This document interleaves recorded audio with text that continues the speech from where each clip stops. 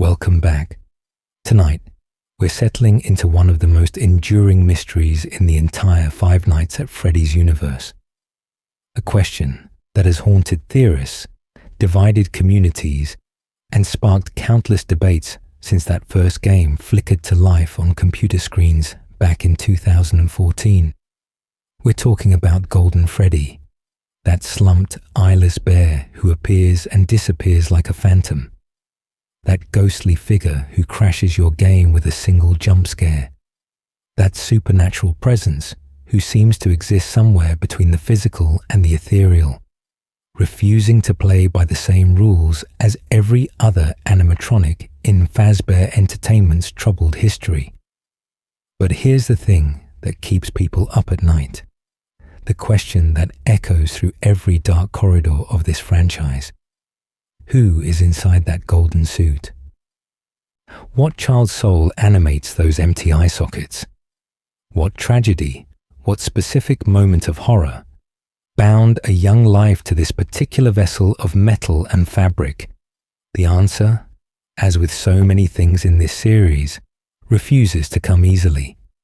It hides in minigames and survival logbooks, in voice lines and visual glitches, in book series and hidden codes. And depending on which evidence you find most compelling, you might arrive at very different conclusions. This question has been debated in forums, YouTube comments, Discord servers, and Reddit threads since 2014. Thousands of hours of community discussion, hundreds of theory videos, countless forum posts analyzing every pixel, every sound file, every line of dialogue for clues. The question of Golden Freddy's identity isn't just about solving a puzzle. It's become a communal experience, a shared investigation that has brought together people from around the world, all trying to understand the same mystery. The theories have evolved as new games released, as new evidence emerged, as Scott Cawthon dropped hints and then sometimes contradicted those hints with new information.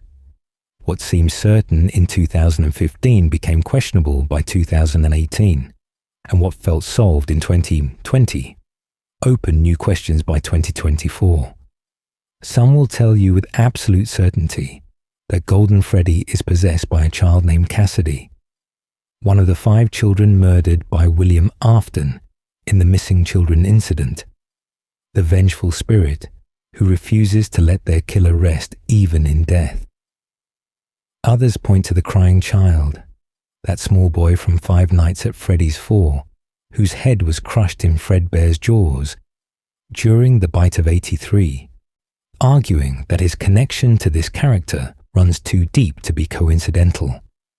Then there are those who believe both theories might be correct simultaneously, that Golden Freddy serves as a prison for 2 souls trapped together, communicating in the shadows, their stories intertwined in ways we're only beginning to understand.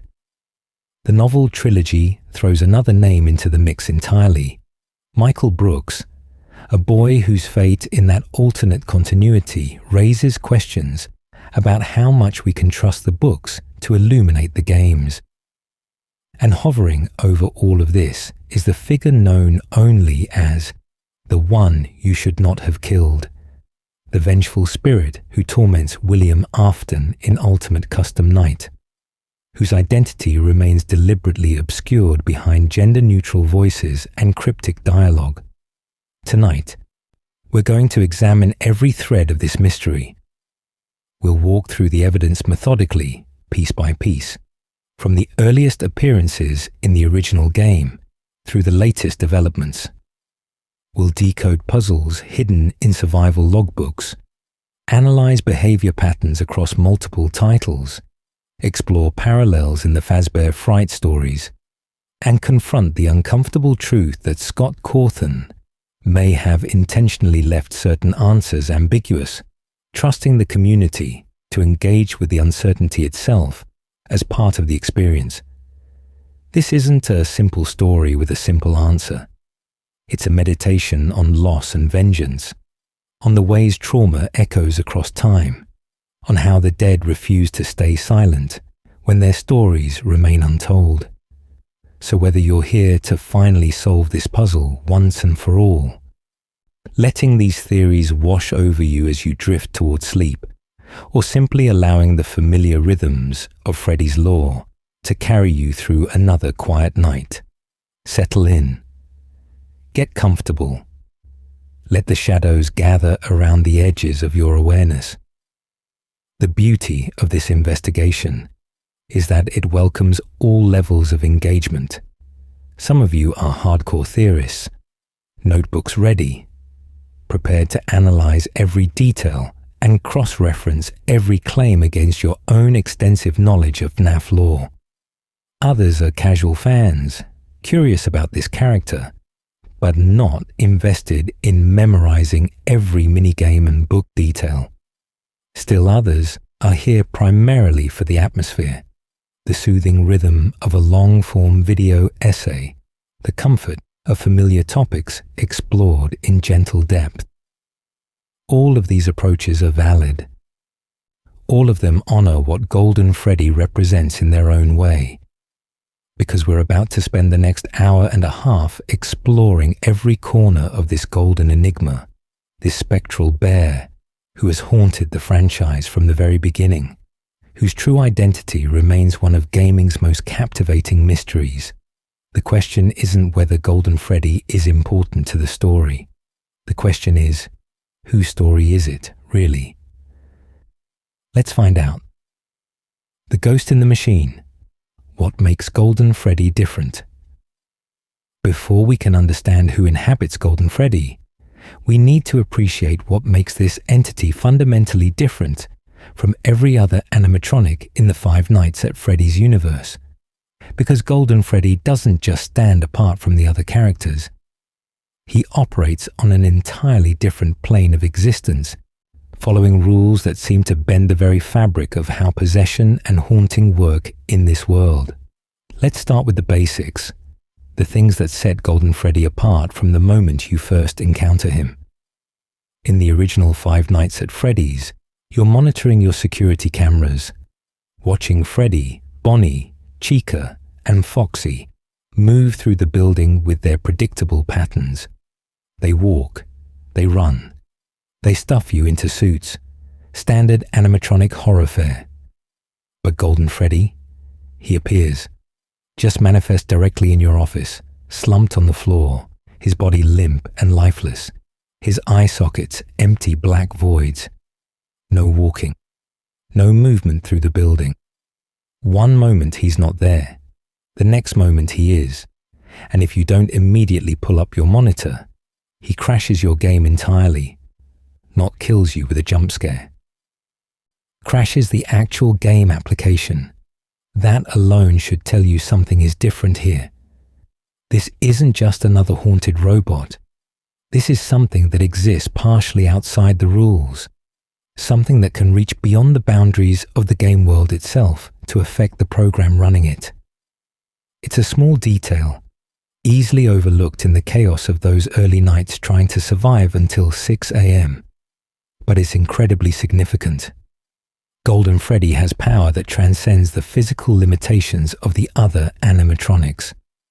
He's not bound by the need to move through space the way they are.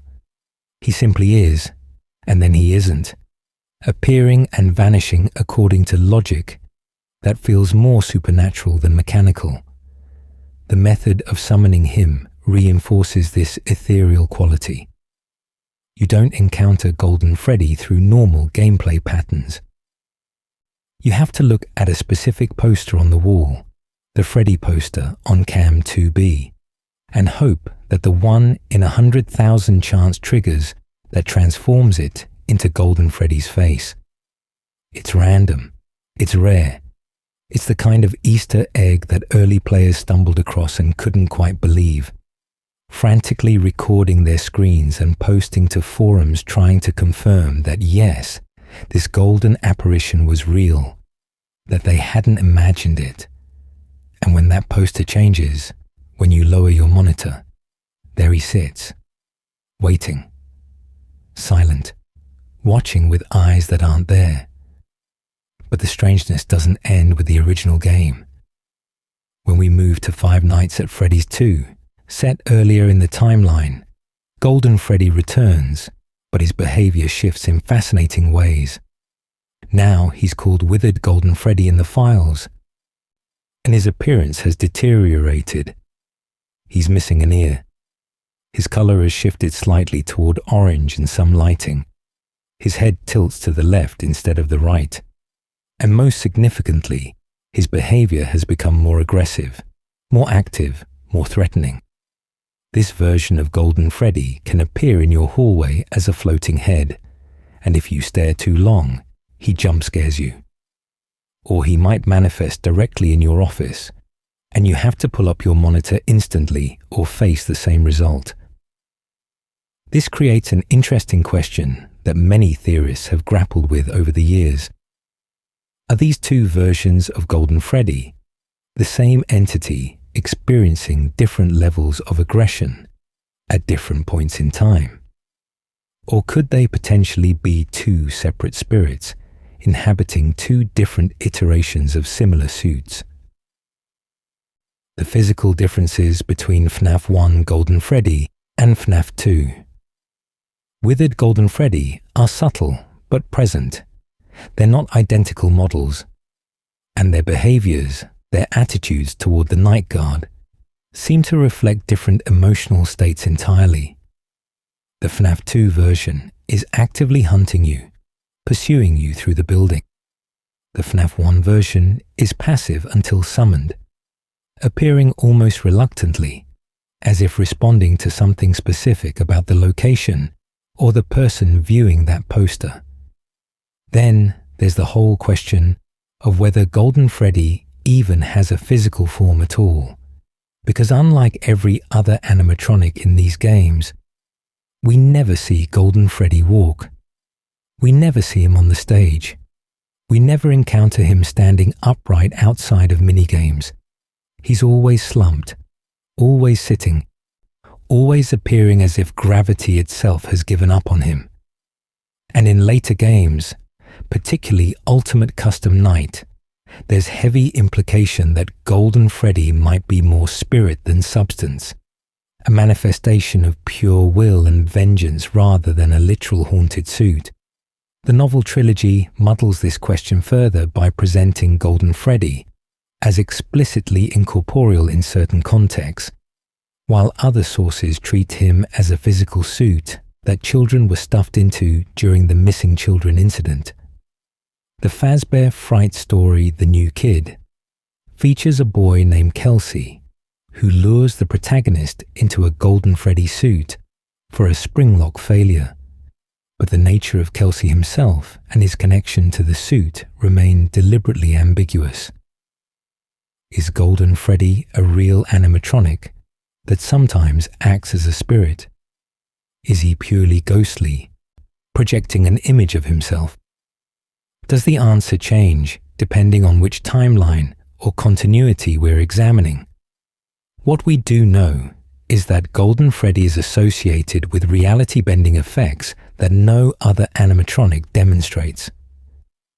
The "it's me" hallucinations that flash across your screen in the original game are primarily linked to Golden Freddy's presence. The bizarre poster transformations, the way Freddy's face on that Cam 2B poster can shift into different images entirely. These phenomena cluster around this character specifically. In Five Nights at Freddy's 3, during the nightmare sequences between nights, we catch glimpses of Golden Freddy's participation in events that seem to exist outside normal time, showing us moments from the past, as if memory itself has become tangible. The fan community coined the term Yellow Bear early on, because that's what the game files called this entity before Golden Freddy became the official designation in later titles. But that original file name carries its own implications. Yellow Bear, not Withered Freddy, not Fredbear, though that's another can of worms we'll open later. Just Yellow Bear, as if even the game's code couldn't quite pin down what to call this thing, settling for the most basic possible description. It's a bear. It's yellow. Everything else remains undefined. And that undefined nature extends to Golden Freddy's relationship with the other animatronics and their possessed spirits. In the Give Gifts, Give Life minigame from Five Nights at Freddy's 2, we see the puppet distributing masks to 4 dead children, bringing them back to inhabit the classic animatronics: Freddy, Bonnie, Chica, Foxy. But then a 5th child appears, and the puppet approaches with a final gift, only for the screen to cut out before we see the transfer complete. That 5th child is widely believed to be the one who possesses Golden Freddy. But the interrupted nature of that sequence, the way it cuts to Golden Freddy's jump scare rather than showing a completed possession, suggests something went differently with this one. Something didn't follow the normal pattern. This interrupted sequence has spawned endless speculation. Did the puppet succeed in giving the gift? Was the process disrupted by something? Did Golden Freddy's possession happen through different means entirely, with this scene merely acknowledging the connection without showing the actual mechanism? The ambiguity is maddening and fascinating in equal measure. Every other animatronic gets a clear possession sequence. Gabriel receives his mask and becomes Freddy. Jeremy becomes Bonnie. Susie becomes Chica. Fritz becomes Foxy. But Golden Freddy, just that abrupt cut to his jump scare, as if even the game itself can't quite process what happened, can't quite show us the moment of transformation, because it defies the usual rules. This pattern of Golden Freddy existing outside normal frameworks repeats throughout the series. In FNAF 3, during the final night minigames, where we free the children's spirits, Golden Freddy's presence is implied, but not explicitly shown in the same way as the others. In Pizzeria Simulator, the gravestones include 5 missing children plus Charlie, but one grave remains obscured. Its name hidden as if Golden Freddy's identity must remain mysterious even in death. In Ultimate Custom Night, Golden Freddy operates on a different level than the 50 other animatronics, serving as orchestrator rather than participant, existing in a space between the game's rules and something beyond them. The Happiest Day minigame in Five Nights at Freddy's 3 reinforces this sense of Golden Freddy as separate from the others. 6 children sit around a table, masks representing the classic animatronics and the puppet. The 6th child, the one whose mask represents Golden Freddy, sits at the head of the table, positioned as if presiding over this gathering. Balloons rise. A birthday party unfolds. The children find their peace. But even in this moment of release, Golden Freddy occupies a special position, a central role that distinguishes him from the other victims of William Afton's crimes. What makes Golden Freddy different? Everything. His means of manifestation, his supernatural abilities, his relationship to the game's code itself, his position in the narrative as simultaneously part of the missing children incident, and yet somehow separate from it, his resistance to the normal rules of possession and haunting. He's an anomaly wrapped in a mystery, a ghost who haunts not just the pizzeria, but the meta-structure of the games themselves. And that's before we even get into the question of who he is. Because understanding what Golden Freddy is, recognizing his unique properties and capabilities, is essential groundwork for understanding the various theories about his identity. This isn't a normal haunting. This isn't a simple case of child stuffed in suit, child possesses suit. Something about Golden Freddy's existence defies that formula. Something about whoever is inside this character has granted them power beyond what the other children achieved. The ability to manifest across time, the ability to inflict suffering that extends beyond a single timeline, the ability to crash reality itself when they want your attention. Golden Freddy is special. Golden Freddy is different. And the question of who earned that distinction, who became this particular kind of ghost, is what we'll spend the rest of tonight exploring, because the answer matters. It changes how we understand the entire franchise, how we interpret character motivations and narrative threads, how we piece together the chronology of William Afton's crimes and their consequences. So hold that thought. Remember these unique characteristics as we move forward, because they're clues. Every supernatural ability, every reality warping effect, every instance of Golden Freddy operating outside the normal rules, they're all clues pointing toward an identity that had to be extraordinary, had to be different from the others, had to matter in ways that transcend the typical victim-turned-vengeful spirit narrative. Now let's meet our first suspect. Let's talk about Cassidy. The case for Cassidy. If you've spent any time in Five Nights at Freddy's theory circles over the past several years, you've almost certainly heard the name Cassidy connected to Golden Freddy. For many in the community, this connection has moved beyond theory into accepted fact, the definitive answer to our central question. Cassidy is Golden Freddy. Golden Freddy is Cassidy. Case closed. But where does this certainty come from? What evidence transformed Cassidy from an unknown name into the face of the franchise's most mysterious character? The answer lies primarily in a seemingly innocuous piece of merchandise that turned out to be one of the most important puzzle boxes Scott Cawthon has ever given us.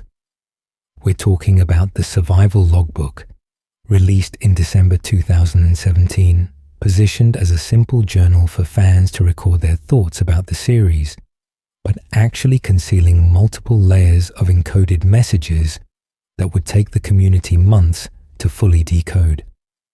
The Survival Logbook presents itself as a training manual given to Fazbear Entertainment security guards, filled with prompts asking the reader to reflect on their experiences. But scattered throughout its pages are three distinct types of writing. First, there are notes in red pen, generally agreed to be from Michael Afton, filling out the logbook during his time as Mike Schmidt in the original game. Second, there's faded text that appears ghostly and transparent, asking questions that seem directed at someone specific.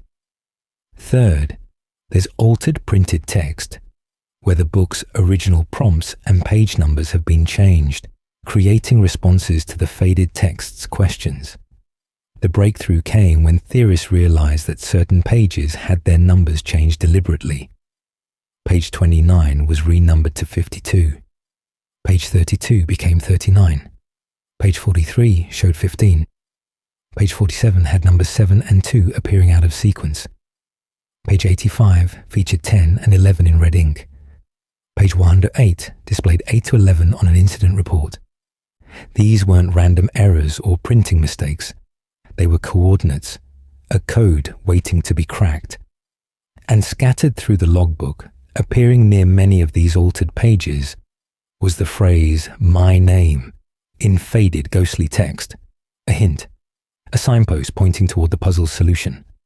When you take those page number coordinates and plot them on the word search grid provided elsewhere in the logbook, they spell out a name, C-A-S-S-I-D-Y, Cassidy. The faded text, the entity asking questions throughout the book, was telling anyone who could solve the puzzle what to call them. And right there in that same word, search, repeated multiple times throughout the grid, was Golden Freddy's signature phrase. It's me. The connection couldn't be clearer. The spirit identifying themselves as Cassidy was intrinsically linked to the entity who says, "It's me," which had always been Golden Freddy's calling card. But who is Cassidy? Where does this child fit into the timeline of tragedies that define Five Nights at Freddy's? The answer comes from the missing children incident, that foundational horror at the center of the series' lore. In 1985, at a Freddy Fazbear's pizza location, William Afton lured 5 children into a back room where he murdered them. Their bodies were stuffed into the animatronic suits, and their spirits went on to possess those machines, seeking revenge for their stolen lives. We know 4 of these children's names from various sources. Gabriel possesses Freddy Fazbear, Jeremy haunts Bonnie, Susie becomes Chica, the first victim lured with lies about her dead dog. Fritz inhabits Foxy, but that 5th child, the one who would possess Golden Freddy, remained unnamed until the survival logbook gave us the answer. Cassidy, the 5th missing child, the one whose story we knew least about, the one whose fate differed from the others in subtle but significant ways. And this identification aligns with other evidence scattered throughout the series. In Pizzeria Simulator, the good ending shows 6 gravestones in a clearing. 5 are clearly labelled with the names we know: Charlotte Emily, the puppet, Gabriel, Jeremy, Susie, and Fritz. But 1 gravestone remains partially obscured, its name hidden from view. Many fans believe this hidden grave belongs to Cassidy, their name deliberately concealed to maintain the mystery until the survival logbook provided the answer. The theory gains additional support from Cassidy's characterization in The Fourth Closet, the 3rd novel in the original trilogy. Now, it's important to note that the novels exist in an alternate continuity and shouldn't be taken as literal guides to game events. But Scott Cawthon has explicitly stated that while the stories differ, character traits and certain details remain consistent across versions. In The Fourth Closet, Cassidy appears as a young girl with long black hair who was killed by William Afton. She's described as fierce, determined, and unwilling to let go of her anger toward her murderer. These personality traits match perfectly with what we see from Golden Freddy throughout the games, an entity defined by persistence and vengeance. Which brings us to Ultimate Custom Night, released in June 2018, and the figure it introduces as the one you should not have killed. Ultimate Custom Night presents itself as William Afton's personal hell, a nightmare realm where he's tormented endlessly by manifestations of the animatronics he created and the children he murdered. And overseeing this torture is a vengeful spirit whose identity remains deliberately obscure. We never see their face clearly. Their voice is filtered to be gender neutral, described by Scott as sounding like a young child, rather than distinctly male or female. But multiple characters reference this entity throughout their voice lines, speaking of the one you should not have killed, as if William's crimes include one victim who stands apart from all the others. Golden Freddy plays a central role in Ultimate Custom Night. Set his difficulty to 1, while all other characters are at 0, and you can trigger a secret where using a death coin summons Fredbear instead, who delivers an exceptionally aggressive jump scare. The game crashes if you try certain interactions with Golden Freddy at specific settings. And in the rare cutscene that plays after beating the maximum difficulty, we see a glitching Golden Freddy twitching in a black void, suggesting his connection to this vengeful spirit, orchestrating Afton's punishment.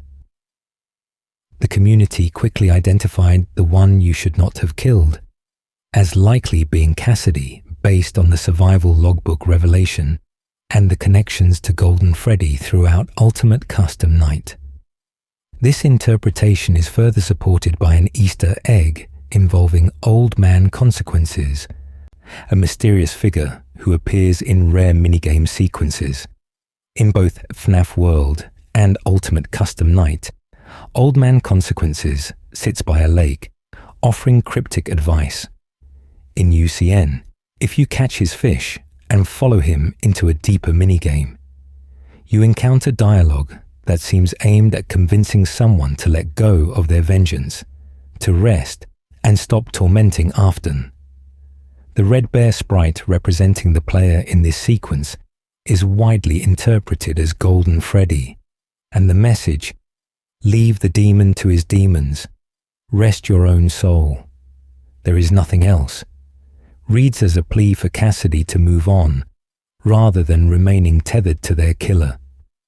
The image of Cassidy that emerges from all this evidence is of a child who refused to accept death quietly. Unlike the other missing children incident victims who found their peace in happiest day, Cassidy lingered. Unlike the spirits who moved on after Henry's fire in Pizzeria Simulator, Cassidy remained bound to William Afton, ensuring he could never truly die, never escape the consequences of his actions. This vengeful persistence explains Golden Freddy's unique properties, the ability to exist outside normal rules. Cassidy's sheer force of will, their determination to make Afton suffer, granted them supernatural power beyond what the other children achieved. The novel Fourth Closet features Cassidy as a character who, even as a ghost, demonstrates abilities that suggest unusual strength.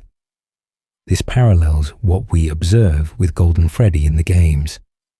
And in one of the Fazbear Frights stories, we meet Andrew, a boy with curly black hair, who many theorists view as a potential parallel to Cassidy. Andrew was killed by William Afton and subsequently attached himself to his murderer's soul, keeping Afton alive in a hospital bed and trapped in nightmares, unable to die despite his body being a burned husk. Andrew's role in those stories mirrors what Cassidy appears to do in Ultimate Custom Night, suggesting a thematic connection, even if they're not the same character across continuities. But here's where the Cassidy theory hits its first major complication. In the original Five Nights at Freddy's, Golden Freddy's jump scare is accompanied by what the game files label as a little girl's laugh. This detail has been cited as evidence that Golden Freddy's possessor might be female, which would align with how Cassidy is presented in the Fourth Closet novel. However, the interpretation of this sound file is contentious within the community. Some fans hear it as distinctly feminine, while others find it more ambiguous or gender neutral. Additionally, it's worth noting that sound effects in early FNAF games were often selected based on availability rather than as definitive character details, as Scott Cawthon has mentioned in various discussions about the development process. The debate around this particular piece of evidence continues. More significantly, the survival logbook itself, the very source that gave us the name Cassidy, also contains evidence that complicates the picture. Because those questions written in faded text, the questions Cassidy is supposedly asking, they're directed at someone. Do you have dreams? Does he still talk to you? The party was for you. These aren't rhetorical musings. They're questions directed at a specific person with specific experiences, and the altered text throughout the logbook appears to be answering them. I can't see. It was for me. Responses that suggest a second entity is present in the book, communicating through those altered page elements. This observation has led many theorists to propose that while Cassidy is indeed connected to Golden Freddy, they might not be alone in that suit. The idea of dual possession, of two souls inhabiting a single animatronic, opens up entirely new interpretations of Golden Freddy's nature and behavior. But before we dive into that theory, we need to examine the other major candidate for Golden Freddy's identity, We need to talk about the boy whose death started it all. We need to talk about the crying child. But we'll get to him in a moment. For now, understand that the case for Cassidy is strong. The survival logbook explicitly names them. Ultimate custom night positions. Golden Freddy as the orchestrator of William Afton's torment. The missing children incident requires a fifth victim to possess Golden Freddy, and Cassidy fits that role perfectly. The vengeful persistence, the supernatural power, the refusal to move on, all of it aligns with a spirit angry enough to bend reality itself. Cassidy as Golden Freddy makes narrative sense. It provides satisfying answers. It explains behaviors and abilities. It ties together loose threads spanning multiple games and books. For many fans, this is where the investigation ends. Cassidy is Golden Freddy. The mystery is solved. Case closed. But mysteries in Five Nights at Freddy's rarely stay closed for long.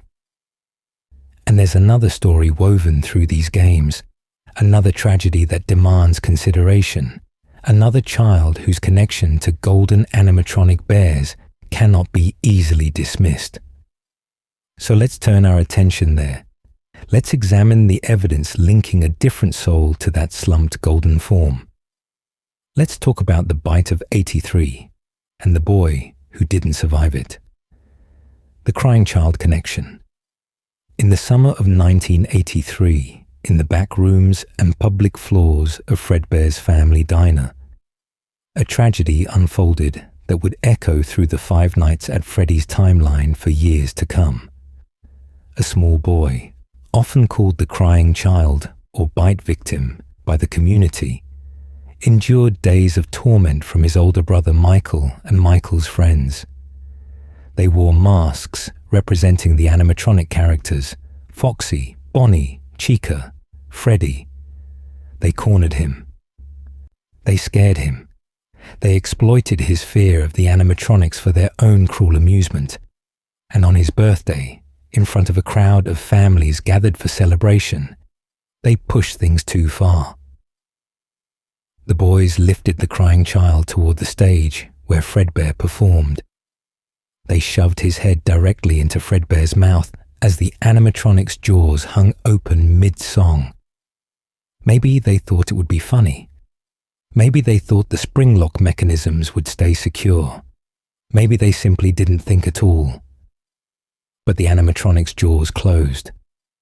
The internal mechanisms triggered, and the child's skull was crushed in an instant of mechanical violence that no amount of regret could undo. The crying child didn't die immediately. Five Nights at Freddy's 4 shows us his final moments in the hospital, monitors beeping, plush toys of the animatronics surrounding his bed like silent witnesses to the horror they represented. His brother apologizes.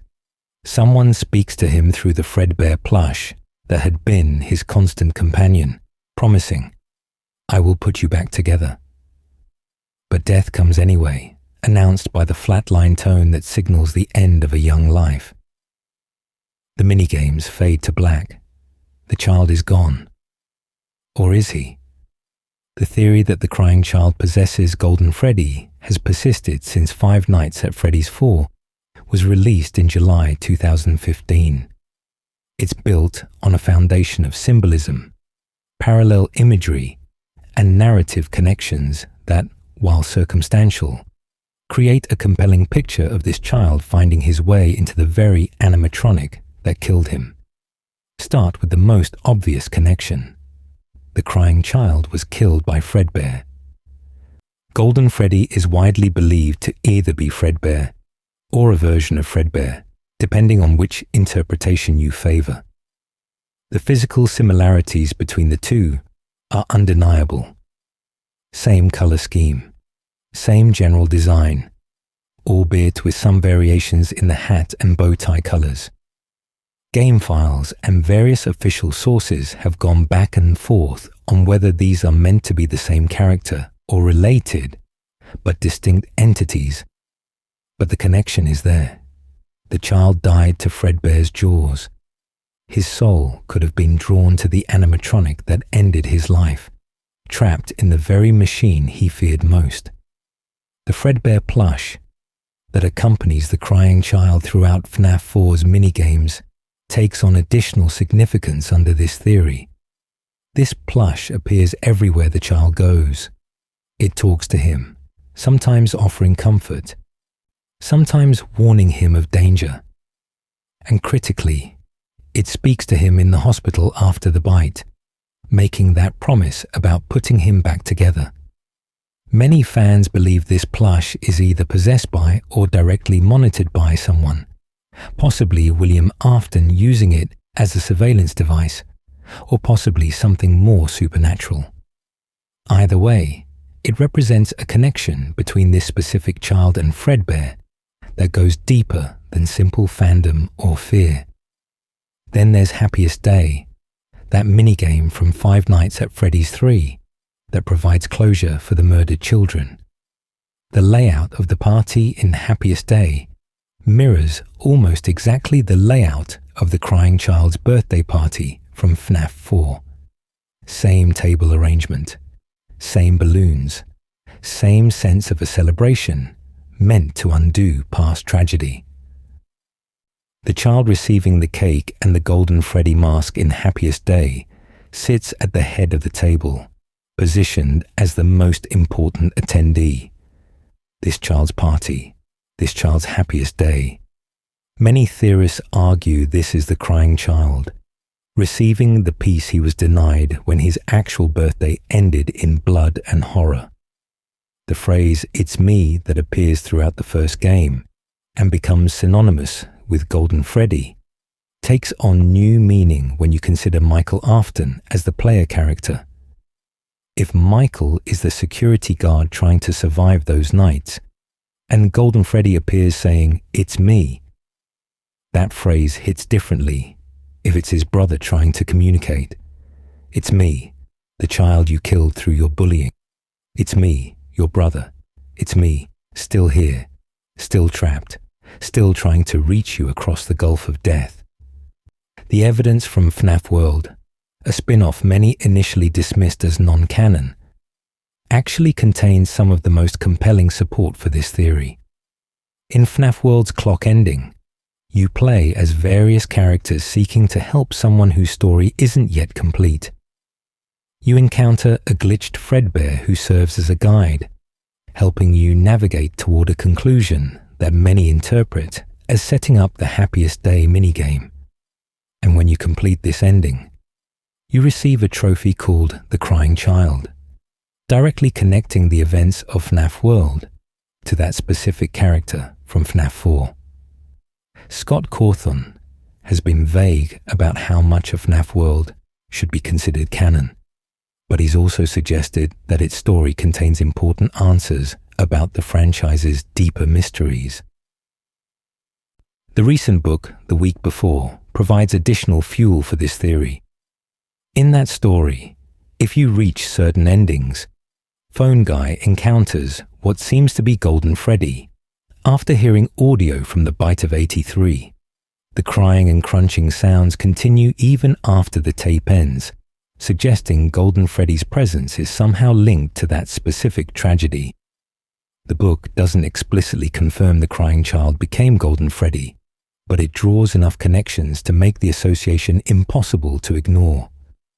But perhaps the strongest argument for the crying child as Golden Freddy comes from considering the timeline and what we know about how possession works in this universe. The missing children incident occurred in 1985, 2 years after the Bite of 83. If the crying child died in 1983 and was somehow bound to Fredbear or a Fredbear suit, he would have already been possessing that animatronic before Cassidy and the other missing children were even murdered. This creates a scenario where Golden Freddy could be the first possessed animatronic in the series, predating even Charlie's possession of the puppet, if we're being strict about timelines. The theory also addresses some of the oddities around Golden Freddy's behavior. The slumped, lifeless posture could reflect the crying child's severe head trauma, his inability to properly control a body. The passive nature of FNAF 1 Golden Freddy's appearance, just sitting there rather than actively hunting you, could suggest a spirit that's confused, uncertain, not driven by the same clear purpose as the missing children incident victims. A child who didn't understand what happened to him, who simply wanted to go home, who was reaching out to his brother more than seeking vengeance. This interpretation casts the promise to put you back together in a darker light. Perhaps William Afton, racked with guilt over his son's death, attempted to resurrect him using the same supernatural properties he would later exploit for the missing children. Perhaps the crying child was William's first experiment with remnant and possession, an attempt to bring his son back that failed to restore the boy's mind or identity, but succeeded in binding his soul to an animatronic shell. Some theorists have proposed that the name Evan might be the crying child's actual name, decoded from different puzzle elements in the survival logbook through alternative methodologies. However, this particular decode remains significantly more controversial than the Cassidy solution, with many in the community questioning the validity of the solving method used. While some fans have adopted Evan when discussing the character, it lacks the widespread acceptance that Cassidy has achieved and should be understood as speculative rather than confirmed.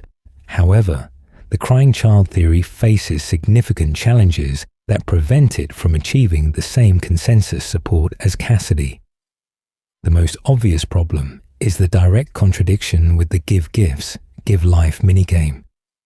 That sequence explicitly shows the puppet distributing gifts to children who were murdered, bringing them back to possess the animatronics.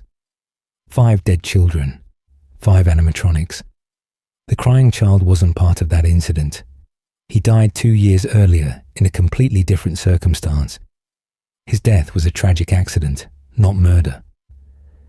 The mechanisms that bound him to an animatronic, if indeed they did, would have to be entirely separate from the process that created the other haunted machines. There's also the gender issue. The crying child is definitively male, consistently referred to with he, him, pronouns throughout FNAF 4 and associated materials. Meanwhile, some evidence has been interpreted to suggest Golden Freddy's possessor might be female, including that ambiguous laugh sound in the original game, and Cassidy's presentation as female in the 4th Closet novel. However, it's important to note that the novels exist in a separate continuity, and game evidence on this question remains unclear. While gender presentation can be complicated, and ghosts don't necessarily maintain their living characteristics, this perceived mismatch has been a point of debate in evaluating the theory. The timeline becomes even more problematic when you consider the missing children incident newspaper clippings from the first game. They explicitly state that 5 children were lured into a back room and subsequently went missing. 5 children, not 6. If the crying child already possessed Golden Freddy, then only 4 children should have possessed the classic animatronics during the 1985 incident, not 5. Unless we're arguing for dual possession, which we'll discuss shortly, the numbers simply don't add up cleanly. And then there's the question of Happiest Day itself. If the child receiving the Golden Freddy mask in that minigame is the crying child finding his peace, why is this party positioned as the final gift? The ultimate release for someone who was already freed? The sequence suggests this child needed help from the others, needed the puppet's gift of closure. But the crying child died before any of this began. His tragedy predates the entire nightmare. How does he slot into a resolution designed for William Afton's murder victims? Despite these obstacles, the crying child theory refuses to die. It persists because the connections feel meaningful, the symbolism feels intentional.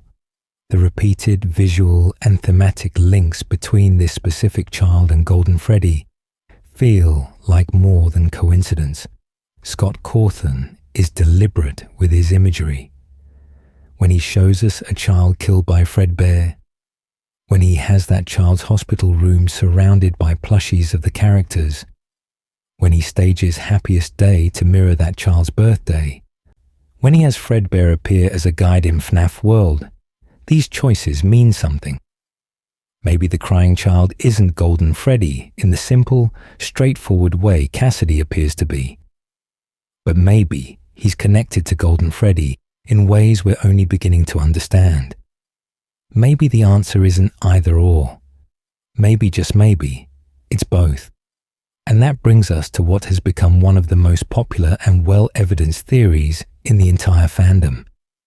The idea that Golden Freddy isn't a prison for one soul. The theory that this entity has been housing two children all along, their stories intertwined, their fates bound together in ways that explain all the contradictions and confusing elements we've been wrestling with. Let's talk about GoldenDuo. Let's talk about double possession. The GoldenDuo theory. Two souls, one suit. What if we've been asking the wrong question this entire time? What if the debate between Cassidy and the crying child isn't meant to have a single winner? What if the answer to who is inside Golden Freddy is simply yes? The GoldenDuo theory, also called GoldenBoth by many fans, proposes that Golden Freddy serves as a vessel for two souls simultaneously. Specifically, the theory argues that both Cassidy, one of the 5 missing children murdered by William Afton in 1985, and the crying child, the boy killed in the bite of '83, inhabit the same animatronic. This dual possession would explain why evidence points toward both characters, why their stories seem to overlap despite their separate tragedies, and why Golden Freddy exhibits properties and behaviors that don't quite match any other possessed animatronic in the series. At first glance, this theory might sound like a convenient way to have your cake and eat it too, accepting both popular theories without actually choosing between them. But the evidence supporting double possession goes far deeper than simple compromise. It's grounded in established law mechanics, supported by direct parallels in the Fazbear Frights book series, and helps resolve numerous contradictions that have plagued theorists for years. The foundation of GoldenDuo comes from the Fazbear Frights storyline, specifically the Stitchwraith narrative that unfolds across multiple book epilogues. The Stitchwraith is an endoskeleton possessed by two souls. Jake, a young boy who died of cancer and initially inhabited a Simon doll, and Andrew, a victim of William Afton, who refused to let his killer die. These two children share control of the same animatronic body, with Jake seeing through the Stitchwraith's eyes and controlling its movements, while Andrew, trapped in the entity's power source, provides energy but cannot see what's happening around them. The Stitchwraith can't function without both souls present. They're bound together, cooperating and sometimes conflicting. Two distinct personalities sharing one mechanical form. Now, Scott Cawthon has been clear that the Fazbear Frights books don't directly tell the game's story. They exist in an alternate continuity, exploring similar themes and concepts through different characters and scenarios. But he's also explicitly stated that these stories are meant to fill in blanks from the games, to illuminate mechanics and possibilities that the games themselves don't have space to fully explain. The Stitchwraith, then, serves as proof of concept. It demonstrates that yes, in the Five Nights at Freddy's universe, two souls absolutely can possess a single animatronic. The mechanics exist, the precedent is established, and the parallels between the Stitchwraith and Golden Freddy are striking enough to feel deliberate. Jake, the gentle soul who controls the Stitchwraith's vision and movement, mirrors the crying child, a timid boy connected to his family and lacking the aggressive vengeance that drives other spirits. Andrew, the angry spirit who keeps William Afton alive through sheer force of will, refusing to let him escape through death, mirrors Cassidy, the vengeful child who creates ultimate custom night as William's personal hell. The Stitchwraith is even described as being in a slumped, motionless state when not actively being controlled, much like Golden Freddy's characteristic pose. But the most compelling evidence for GoldenDuo comes from the survival logbook itself, the same source that gave us Cassidy's name. Remember those two forms of writing we discussed earlier, the faded text and the altered text? Many theorists initially assumed both were from Cassidy, or that one was Cassidy and one was Michael Afton. But look closer at what's actually happening in that book. The faded text asks questions. Do you have dreams? Does he still talk to you? The party was for you. What do you see? These questions reference specific details from the crying child's experience in FNAF 4. The nightmares, the Fredbear plush that talks, the birthday party that ended in tragedy. Someone is asking the crying child about his past, trying to help him remember who he was. The altered text responds. Page numbers are changed in ways that feel like answers. I can't see, altered into the logbook's rating scales. It was for me, modified from the book's original text. These responses match the crying child's situation. Severe head trauma that could explain vision problems, confirmation that the party was indeed his. The altered text is the crying child communicating as best he can, limited by his state but trying to engage with these questions. So who's asking? If the altered text is the crying child answering, then the faded text must be someone else, someone trying to reach him, someone invested in helping him remember. And when you solve the coordinate puzzle using those altered page numbers, the faded text reveals their identity. Cassidy. Cassidy is the one asking questions. Cassidy is trying to communicate with the crying child. And they're both doing it through Michael's security logbook because that's the space where their worlds intersect, the place where they can make their presence known. This interpretation transforms the survival logbook from a simple name reveal into a conversation between two souls sharing the same animatronic body. Cassidy, who can manipulate the physical world more directly through the faded text and coordinate puzzle, trying to help the crying child, who seems limited to altering existing text. Remember who he was and what happened to him. Maybe Cassidy is trying to prepare him for happiest day. Maybe they're simply trying to understand each other. Maybe they've been together inside Golden Freddy for years and are only now finding ways to truly communicate. This reading also explains some of the odd behavior patterns we see with Golden Freddy across different games.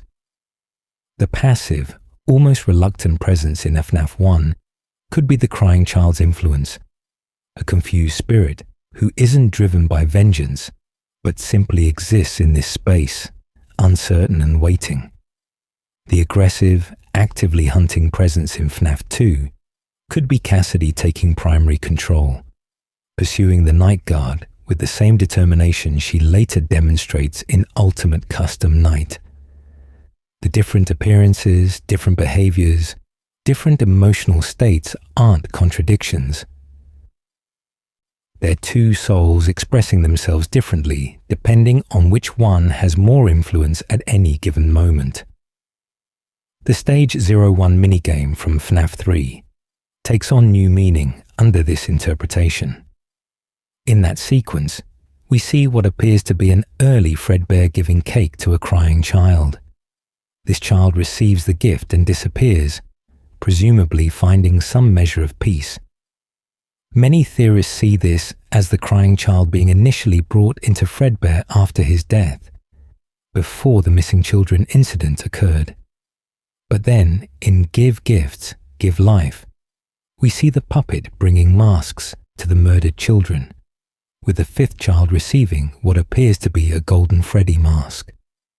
That would be Cassidy joining the crying child years later, two separate tragedies converging in the same vessel. The dual possession theory even explains Golden Freddy's unique supernatural abilities. One soul would be impressive enough, but two souls working together, or in conflict, or simply existing in parallel, could create the reality warping effects we see. The "it's me" hallucinations could be the crying child trying to reach Michael, his brother. The game crashes and supernatural appearances could be Cassidy's raw power. The entity we encounter isn't a single ghost with a unified purpose. It's a collaborative haunting, two children's worth of trauma and determination pooling in one location. Ultimate Custom Night's ambiguity about the vengeful spirit's identity suddenly makes sense too. The spirit is described with gender-neutral language because there are two spirits involved. The tormentor of William Afton is primarily Cassidy, but the crying child is present too, possibly supporting her mission or possibly in conflict with it. That's why Old Man Consequences appears, why there's dialogue about letting go and moving on. Maybe he's not just talking to Cassidy. Maybe he's talking to both children, trying to convince them that they've suffered enough, that it's time to release William Afton and themselves. The few instances where Golden Freddy appears to have physical limitations, where he slumps or can't move properly, could reflect the crying child's severe head injuries, preventing proper motor control. But the instances where Golden Freddy demonstrates incredible power, crossing space and time, appearing in multiple places, could be Cassidy's determination manifesting. Together, they create an entity that's simultaneously weak and powerful, passive and aggressive, seeking peace and demanding vengeance. Of course, GoldenDuo isn't without its critics and its own set of questions. The most common objection is, why? Why would two souls end up in one animatronic when every other possessed character has a one-to-one relationship? The answer might lie in the unique circumstances of both children's deaths. The crying child didn't die the same way the other children did.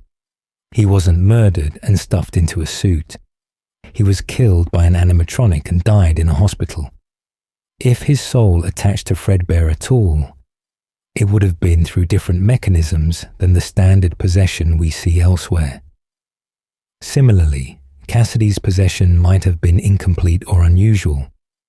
The Give Gifts, Give Life minigame cuts off before we see the fifth gift fully delivered. The screen goes black. Golden Freddy's face appears. What if that interruption represents something going wrong? The puppet's attempt to give Cassidy a proper resting place being disrupted by the crying child, already inhabiting that space. What if Cassidy was forced to share Golden Freddy because it was the only vessel available, but it was already occupied?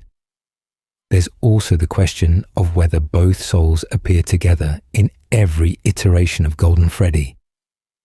The FNAF 1 and FNAF 2 versions behave differently enough that some theorists propose only one soul was present in each game, with both not cohabiting until later.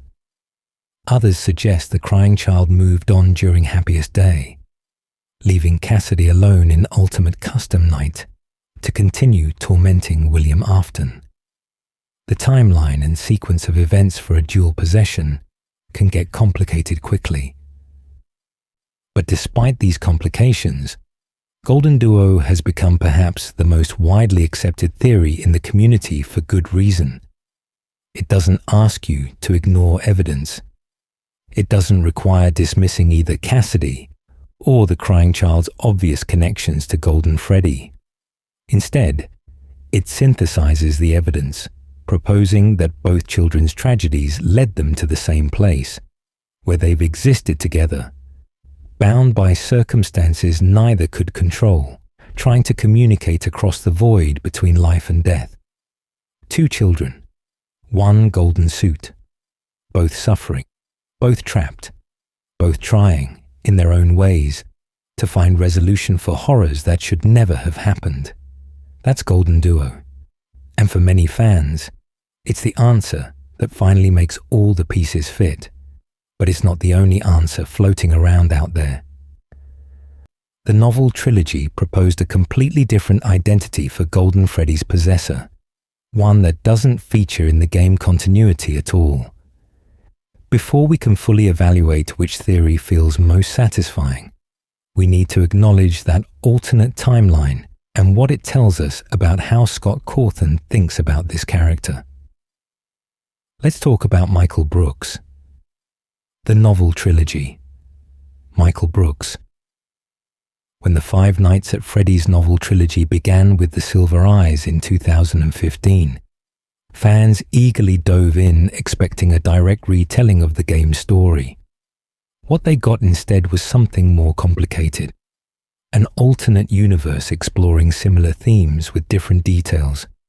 Parallel events that echoed without directly mirroring the game's timeline. And one of the most significant departures came in the form of Golden Freddy's identity. In the novel continuity, Golden Freddy is possessed by a boy named Michael Brooks, not Cassidy, not the crying child. A completely different character with his own backstory and motivations, who doesn't appear in the games at all. This revelation initially confused many readers who assumed the books would provide straightforward answers to the game's mysteries. Instead, Scott Cawthon had created something more complex. A parallel story that shared DNA with the games while telling its own tale. Michael Brooks is described in the novels as one of the original missing children, killed along with Charlotte's other friends, when William Afton, disguised in a Spring Bonnie suit, lured them to their deaths. In this version of events, Michael was a gentle soul, a kind boy whose murder left his family devastated. His possession of Golden Freddy is confirmed early in the Silver Eyes, and his presence becomes increasingly important as the trilogy progresses. What makes Michael Brooks fascinating is how his characterization in the novels seems to blend elements from both Cassidy and the crying child theories we discussed earlier. Like Cassidy, he's a victim of William Afton's murders, killed during the missing children incident. Like the crying child, he's portrayed as gentle and frightened, lacking the aggressive vengeance that drives other spirits. He exists in a state somewhere between both interpretations, suggesting that perhaps Scott was exploring different facets of Golden Freddy's identity through this alternate version. The Fourth Closet, the final novel in the trilogy, significantly develops Michael's role. In that book, we learn that Michael's spirit has developed unusual power. Even among the possessed animatronics, he can manifest without a physical suit. He can appear to people as a ghost separate from Golden Freddy. He demonstrates abilities that transcend what the other children can do, positioning him as special, different, more powerful than his fellow victims. Sound familiar? This portrayal of Michael Brooks mirrors exactly how Golden Freddy operates in the games. The manifestation abilities, the reality-bending power, the sense of being separate from normal possession rules. Whether Michael is male and the game's Golden Freddy is female, whether their backstories differ, the core concept remains consistent. Golden Freddy's possessor is exceptional, capable of things other spirits cannot achieve. Interestingly, the Fourth Closet also introduces a character named Cassidy in the novels though she's portrayed very differently from how the game fandom understands that name. Book Cassidy is a separate child who was also killed by William Afton, but she doesn't possess Golden Freddy. She has long black hair, which matches descriptions some theorists use for the game version of Cassidy, but her story diverges significantly from game lore.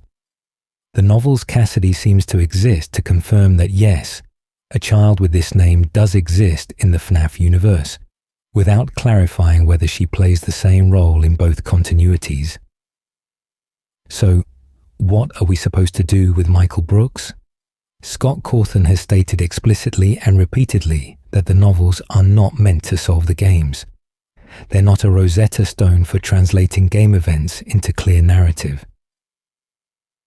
But he's also said they're meant to be canon within their own continuity, and that certain details and character traits carry across timelines. If Michael Brooks exhibits characteristics similar to Golden Freddy in the games, if his personality and abilities mirror what we see there, does that tell us anything about the game's version of this character? The answer is probably yes and no. Yes, in the sense that Michael's gentle nature, his reluctance to be aggressive, his positioning as somehow more important than the other victims, these elements might inform how we understand Golden Freddy's game counterpart. The emotional core of the character, the sense of someone kind who suffered horribly and now exists in limbo, that could translate across continuities even if the specific identity changes. No, in the sense that we absolutely cannot use Michael Brooks as proof of anything specific about the games. He doesn't exist there. His name never appears in game files or puzzles. The games have given us different answers, different names, different circumstances. Treating the novels as literal guides would lead us astray, mistaking parallel exploration for direct translation. But the existence of Michael Brooks in the novels does tell us something important about Scott's intentions. It tells us he's willing to change fundamental details like names and genders while maintaining emotional truth. It tells us he sees Golden Freddy's identity as somewhat flexible, something that can be explored through different lenses without contradicting the character's essential nature. And it tells us that whoever Golden Freddy is in the games, Scott wants that character to embody similar themes to Michael Brooks: victimhood, unusual power, a gentle soul twisted by tragedy, someone who stands apart from the other children even in death. Some fans have proposed that Michael Brooks and the crying child might be the same soul across continuities, arguing that the novels simply gave an explicit name to the character the games only implied. After all, Michael is the brother who caused the bite of 83 in the games. The novel, featuring a murdered child named Michael, could be Scott's way of creating poetry across timelines. A mirror image where one Michael kills and another Michael dies. But this interpretation requires significant stretching of evidence and assumes connections Scott hasn't confirmed. Others suggest Michael Brooks serves as a red herring, a deliberate misdirection to keep game theorists from finding answers too easily. By creating a completely different identity for Golden Freddy in the novels, Scott ensured that fans couldn't simply read the books and declare the mystery solved. They had to dig deeper into the games themselves, analyze the actual evidence presented there rather than relying on external sources for shortcuts. What we can say with certainty is that the novels demonstrate Scott's storytelling approach, explore similar ideas through different angles, maintain thematic consistency while varying specific details, and never provide answers so straightforward that they kill the mystery entirely.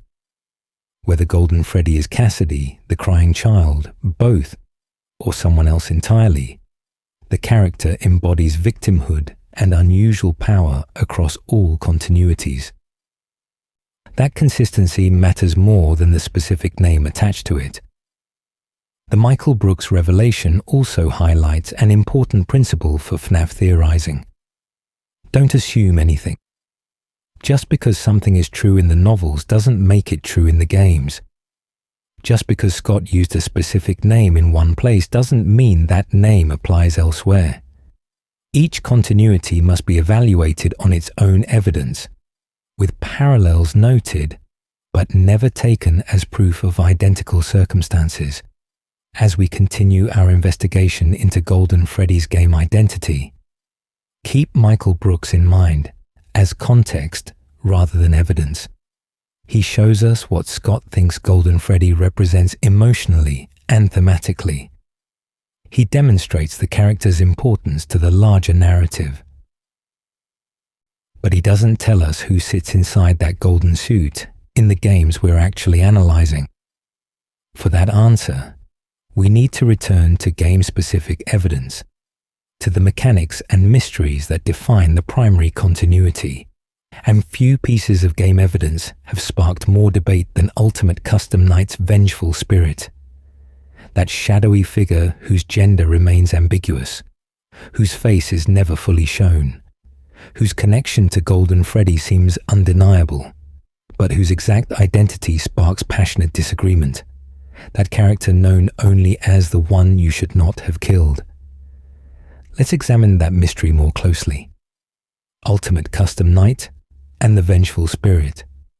On June 27, 2018, Scott Cawthon released Ultimate Custom Night as what he described as possibly his final project in the Five Nights at Freddy's series. It was positioned as a celebration of the franchise, bringing together animatronics from across all the games into one impossible challenge, where players could customize difficulty settings to create their own personal nightmare. 50 characters, 16 challenges, endless combinations, pure chaotic fun for the fans. But underneath that celebratory surface, Ultimate Custom Night told a darker story. A story about punishment and purgatory. A story about one man's crimes coming back to haunt him in the most literal sense possible. A story orchestrated by a figure referenced throughout the game's voice lines and hidden scenes. The one you should not have killed. Multiple animatronics make reference to this mysterious entity during their gameplay dialogue. Mangle speaks of the one you shouldn't have killed, stating flatly that the player is now in their domain. Withered Chica says, "I have seen him, the one you shouldn't have killed." Orville Elephant remarks, "He tried to release you, he tried to release us, but I'm not going to let that happen. I will hold you here, I will keep you here, no matter how many times they burn us." These references pile up across different characters, all pointing toward a single spirit who stands above the others, who orchestrates this nightmare realm, who ensures William Afton can never escape the consequences of his murders. The game's lore and mechanics suggest Ultimate Custom Night is William Afton's personal hell, a purgatory he's trapped in after the fires of Pizzeria Simulator. He exists in some space between life and death, tormented endlessly by the animatronics he created and the children he killed. And presiding over this torture is the vengeful spirit, the one victim whose rage burns hot enough to construct an entire dimension of suffering. But who is this spirit? The game deliberately obscures their identity in fascinating ways. In rare cutscenes triggered by specific gameplay achievements, we catch glimpses of a face. Young, childlike. The image is distorted, glitching, difficult to pass clearly.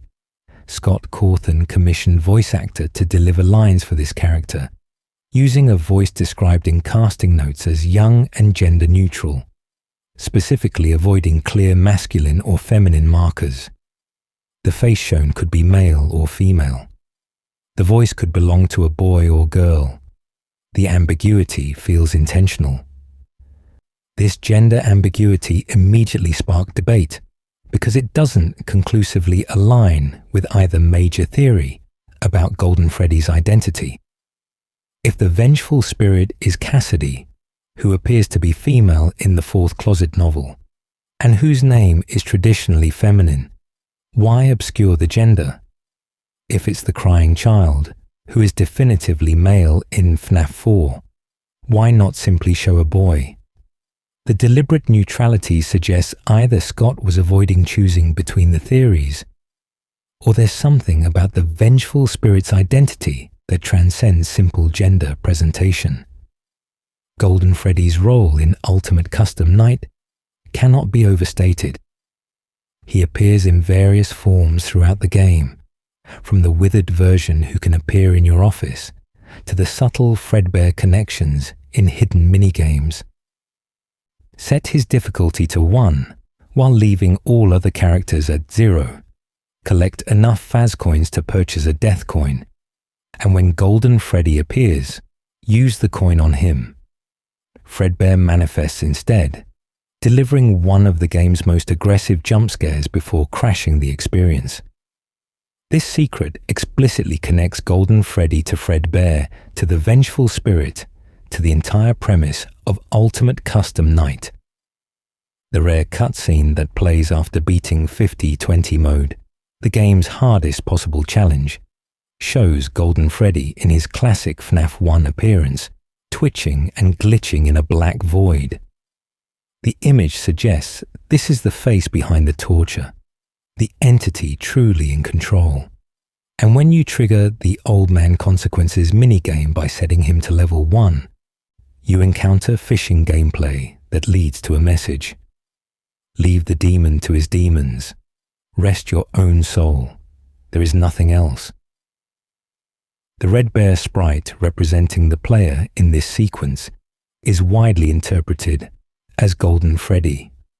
Old Man Consequences, a mysterious figure who appears in both FNAF World and Ultimate Custom Night, seems to be counseling the vengeful spirit to move on, to stop tormenting William Afton, to find peace rather than remaining bound to their killer through eternal punishment. The fact that drowning this red bear sprite in the lake ends the minigame and returns you to the main menu suggests the spirit has a choice. Keep Afton trapped here forever, or let go and find rest. This is where GoldenDuo theory provides an elegant explanation for Ultimate Custom Night's ambiguities. If both Cassidy and the crying child inhabit Golden Freddy, the gender-neutral presentation makes perfect sense. The vengeful spirit isn't purely male or female because it's both. The tormentor of William Afton is primarily Cassidy, whose rage drives the creation of this nightmare realm. But the crying child's presence explains certain aspects of the experience. Consider that William Afton killed Cassidy, but didn't directly kill the crying child. That death was an accident during a cruel prank by Michael, not a deliberate murder by William. Yet William bears responsibility for the crying child's death in other ways. He created the dangerous spring-lock technology that made Fredbear's jaws lethal. He neglected his son, allowed the bullying to continue, enabled the circumstances that led to tragedy. And after the death, William's response involved attempting to use his son's soul for experiments with remnant and resurrection, desecrating even the possibility of peaceful rest. So both children have reason to ensure William Afton suffers. Cassidy seeks revenge for murder. The crying child seeks acknowledgement of his father's failures. Together, they create Ultimate Custom Night as a space where William must confront every animatronic he created, every child he wronged, every decision that led to horror. And Old Man Consequences speaks to both of them, trying to convince the children that this endless torture benefits no one, that they're hurting themselves by remaining tethered to their killer. The Fazbear Frights parallel supports this interpretation. In those stories, Andrew attaches himself to William Afton after death, keeping the man alive in a hospital bed, trapped in nightmares, unable to die despite his body being a burned wreck.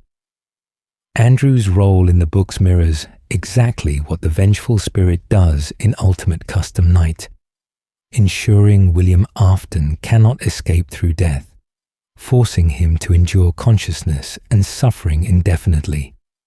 And Andrew works alongside Jake in the Stitchwraith, just as Cassidy might work alongside the crying child in Golden Freddy. But there's an alternative interpretation that we should acknowledge. Some theorists propose that Ultimate Custom Night isn't actually William Afton's torment at all.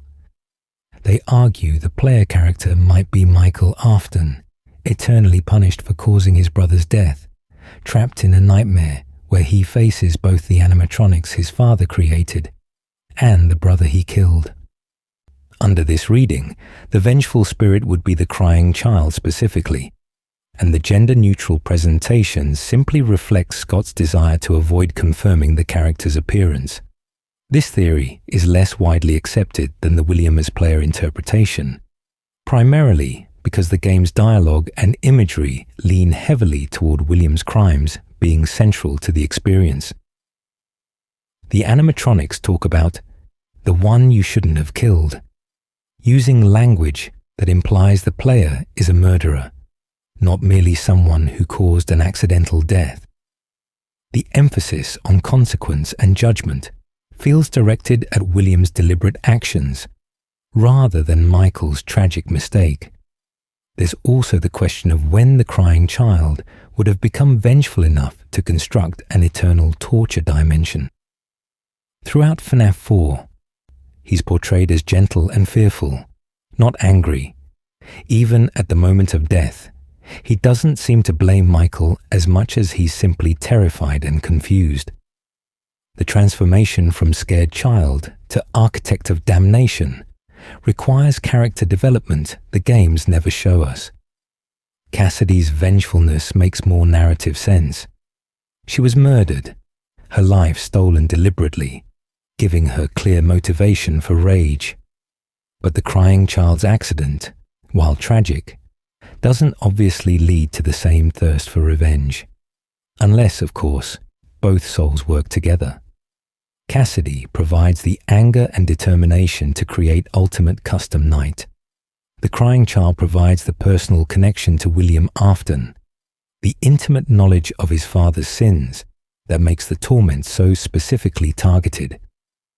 Together, they ensure William faces not just generic horror, but personalized nightmare that acknowledges every failure, every crime, every moment where he chose wrong. The spirit's face in Ultimate Custom Night, shown briefly in those rare glitching cutscenes, has been analyzed frame by frame by dedicated theorists. Some see feminine features, others see masculine ones. Most agree the image is deliberately ambiguous, pixelated and distorted to prevent definitive identification. This could be Scott protecting the mystery, refusing to give a clear answer that would end the debate. Or it could be showing us a face that belongs to two children simultaneously, features overlapping and blending in ways that make singular identification impossible. Regardless of whether the vengeful spirit is Cassidy alone, the crying child alone, or both working in concert, Ultimate Custom Night establishes that Golden Freddy's possessor wields incredible power. The ability to construct an entire dimension, the ability to trap William Afton between life and death, the ability to coordinate the behavior of 50 different animatronics, directing them toward a single purpose. This isn't typical possession anymore. This is something that transcends normal ghostly capabilities, entering territory that feels almost divine in its scope and control. And that power had to come from somewhere. It had to be earned through suffering, through determination, through refusal to accept that death means the end of justice. Whether that power comes from one extraordinarily vengeful child, or two children combining their trauma into something greater, the result is the same. Golden Freddy is the franchise's most formidable spirit, the one even William Afton cannot escape. But before we can fully understand how someone attained this level of power, we need to address another mystery that's been hovering at the edges of our discussion this entire time. The question of whether Golden Freddy and Fredbear are the same entity or distinct characters. Because that answer shapes everything else about this investigation. Let's tackle that confusion now. Fredbear's role in the mystery. One of the most fundamental questions underlying the Golden Freddy identity debate is actually about the bear himself. Is Golden Freddy the same character as Fredbear? Or are they two separate entities who happen to look similar? The answer profoundly affects how we interpret evidence about possession and timeline. Yet the games and supplementary materials have sent decidedly mixed messages about this relationship over the years. Fredbear appears first in the franchise's timeline, operating at Fredbear's family diner sometime in the early 1980s. We know from various sources that this diner predated Freddy Fazbear's Pizza, representing the original iteration of the restaurant chain, before William Afton and Henry Emily expanded into the larger locations. Fredbear was the star attraction alongside Spring Bonnie, both characters housed in springlock suits that could function as animatronics or be worn by performers. The technology was innovative but dangerous, prone to catastrophic failure if moisture or sudden movements triggered the locks to snap back into place, which is exactly what happened during the bite of 83 when the crying child's head was crushed. After that tragedy, Fredbear's family diner apparently closed, or at minimum, Fredbear himself was retired from active use.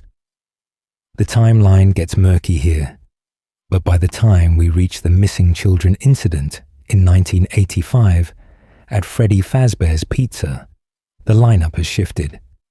Now we see Freddy, Bonnie, Chica, and Foxy as the main band, with Golden Freddy appearing as a mysterious fifth character. So where did Golden Freddy come from? Is it Fredbear under a new name, a recolored version, a different suit entirely, or something else? The visual evidence creates confusion. In FNAF 4, Fredbear is shown with a purple hat and bow tie, while Golden Freddy in most appearances has a black hat and bow tie, or possibly dark blue, depending on lighting. The body proportions differ slightly between models across different games, though this could be attributed to design evolution rather than indicating separate characters. Ultimate Custom Night includes both a Golden Freddy enemy and a secret Fredbear jump scare, seemingly treating them as distinct. Yet the Freddy Files, an official guidebook, explicitly states that Golden Freddy and Fredbear are the same being.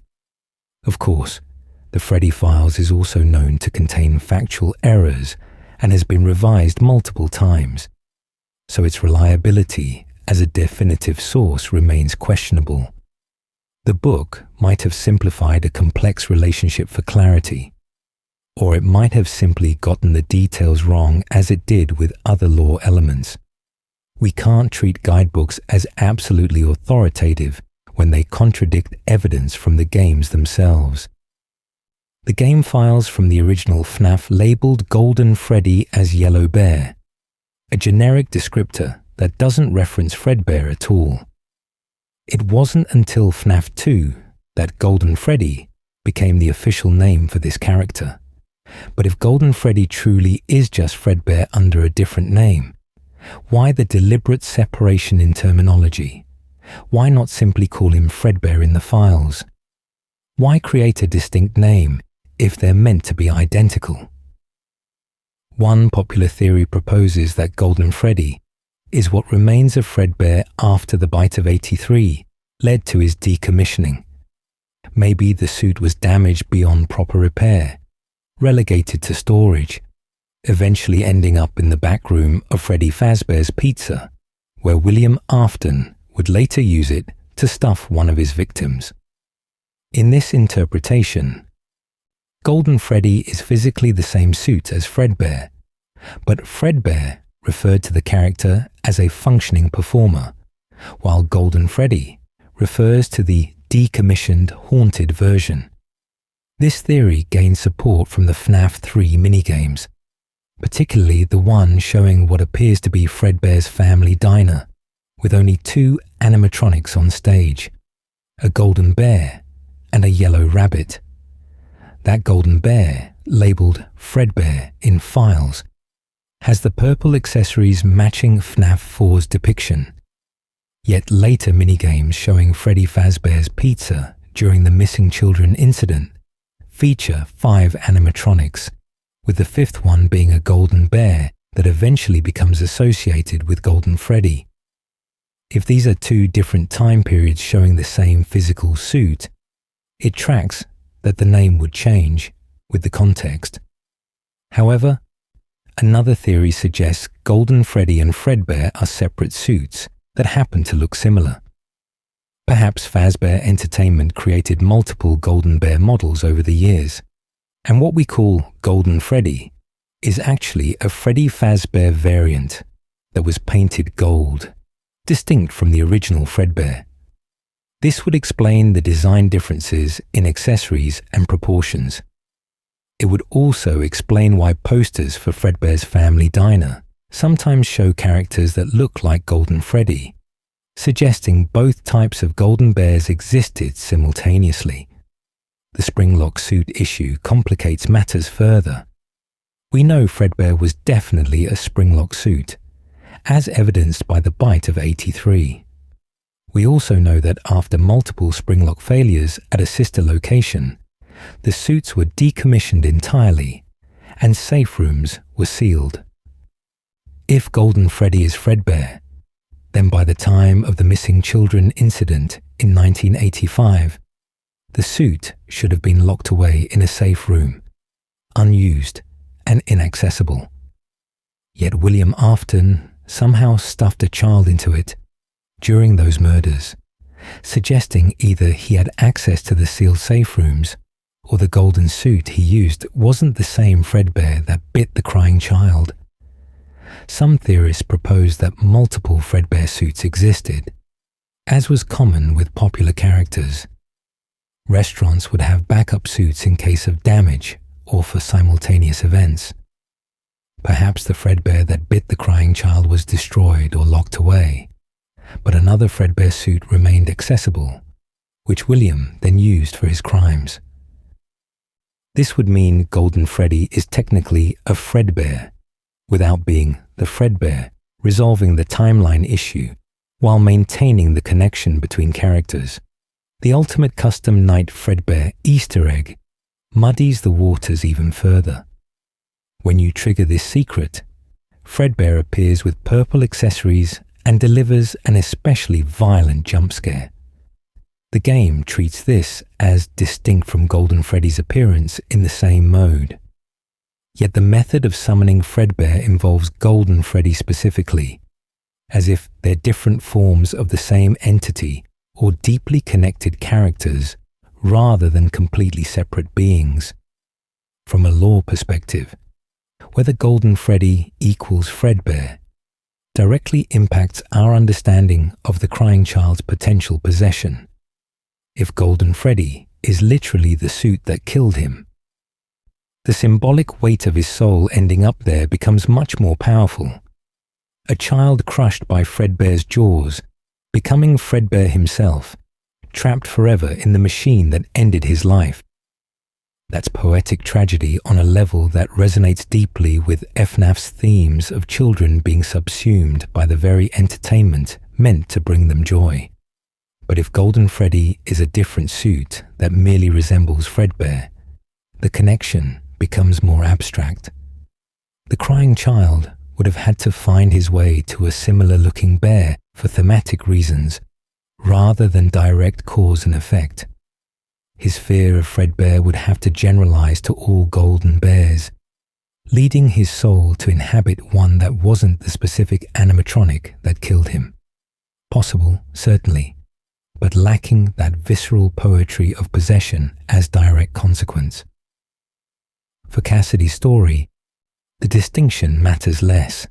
She was murdered and stuffed into whichever golden suit was available in the back room during the missing children incident. Whether that suit was originally called Fredbear or was always Golden Freddy doesn't particularly affect the horror of her fate. But it does affect the timeline and logistics of how William Afton accessed that particular suit. The GoldenDuo theory actually benefits from ambiguity about the Fredbear-Golden Freddy relationship. If they're the same suit across different eras, then the crying child's soul attaching to Fredbear in 1983 and Cassidy's soul being stuffed into the same suit in 1985 creates a clear sequence of events for dual possession. If they're technically different suits, you have to explain why both souls ended up in the same place, though the thematic connection of Golden Bear that represents trauma could suffice as explanation. Scott Cawthon's refusal to definitively clarify this relationship suggests the ambiguity serves a purpose. Maybe he wants fans to be uncertain because that uncertainty reflects the degradation of history, the way details blur over time, the difficulty of reconstructing truth from fragments. In-universe, the characters and companies involved would have reasons to obscure exactly which animatronic was responsible for which tragedy. The bite of 83 would have led to deliberate distancing from the Fredbear name. The missing children incident would have inspired further rebranding. By the time we're investigating these events years later, the clean distinctions have eroded into confusing overlap. Or maybe Scott simply hasn't decided. Maybe he's left himself room to interpret the relationship differently depending on which story direction serves the moment. The flexibility keeps options open, prevents him from writing himself into corners, allows for revelations that can recontextualize rather than contradict. This is a series built on retcons and reinterpretations after all. What seems like a clear answer in one game often becomes complicated by the next. What we can say with reasonable confidence is that Golden Freddy and Fredbear are at minimum deeply connected, whether as the same entity, variants of each other, or separate characters bound by similar tragedy. The golden color, the bear design, the association with spring locks and early Fazbear history, the role in possessions and haunting. All of these elements create a conceptual unity, even if the technical distinctions remain unclear. For our purposes in identifying Golden Freddy's possessor, we can work with either interpretation. If Golden Freddy equals Fredbear, the crying child's connection strengthens. If they're separate, Cassidy's story becomes cleaner. If the truth lies somewhere in between, dual possession remains viable. The mystery of Golden Freddy's identity doesn't ultimately hinge on solving the Fredbear question first.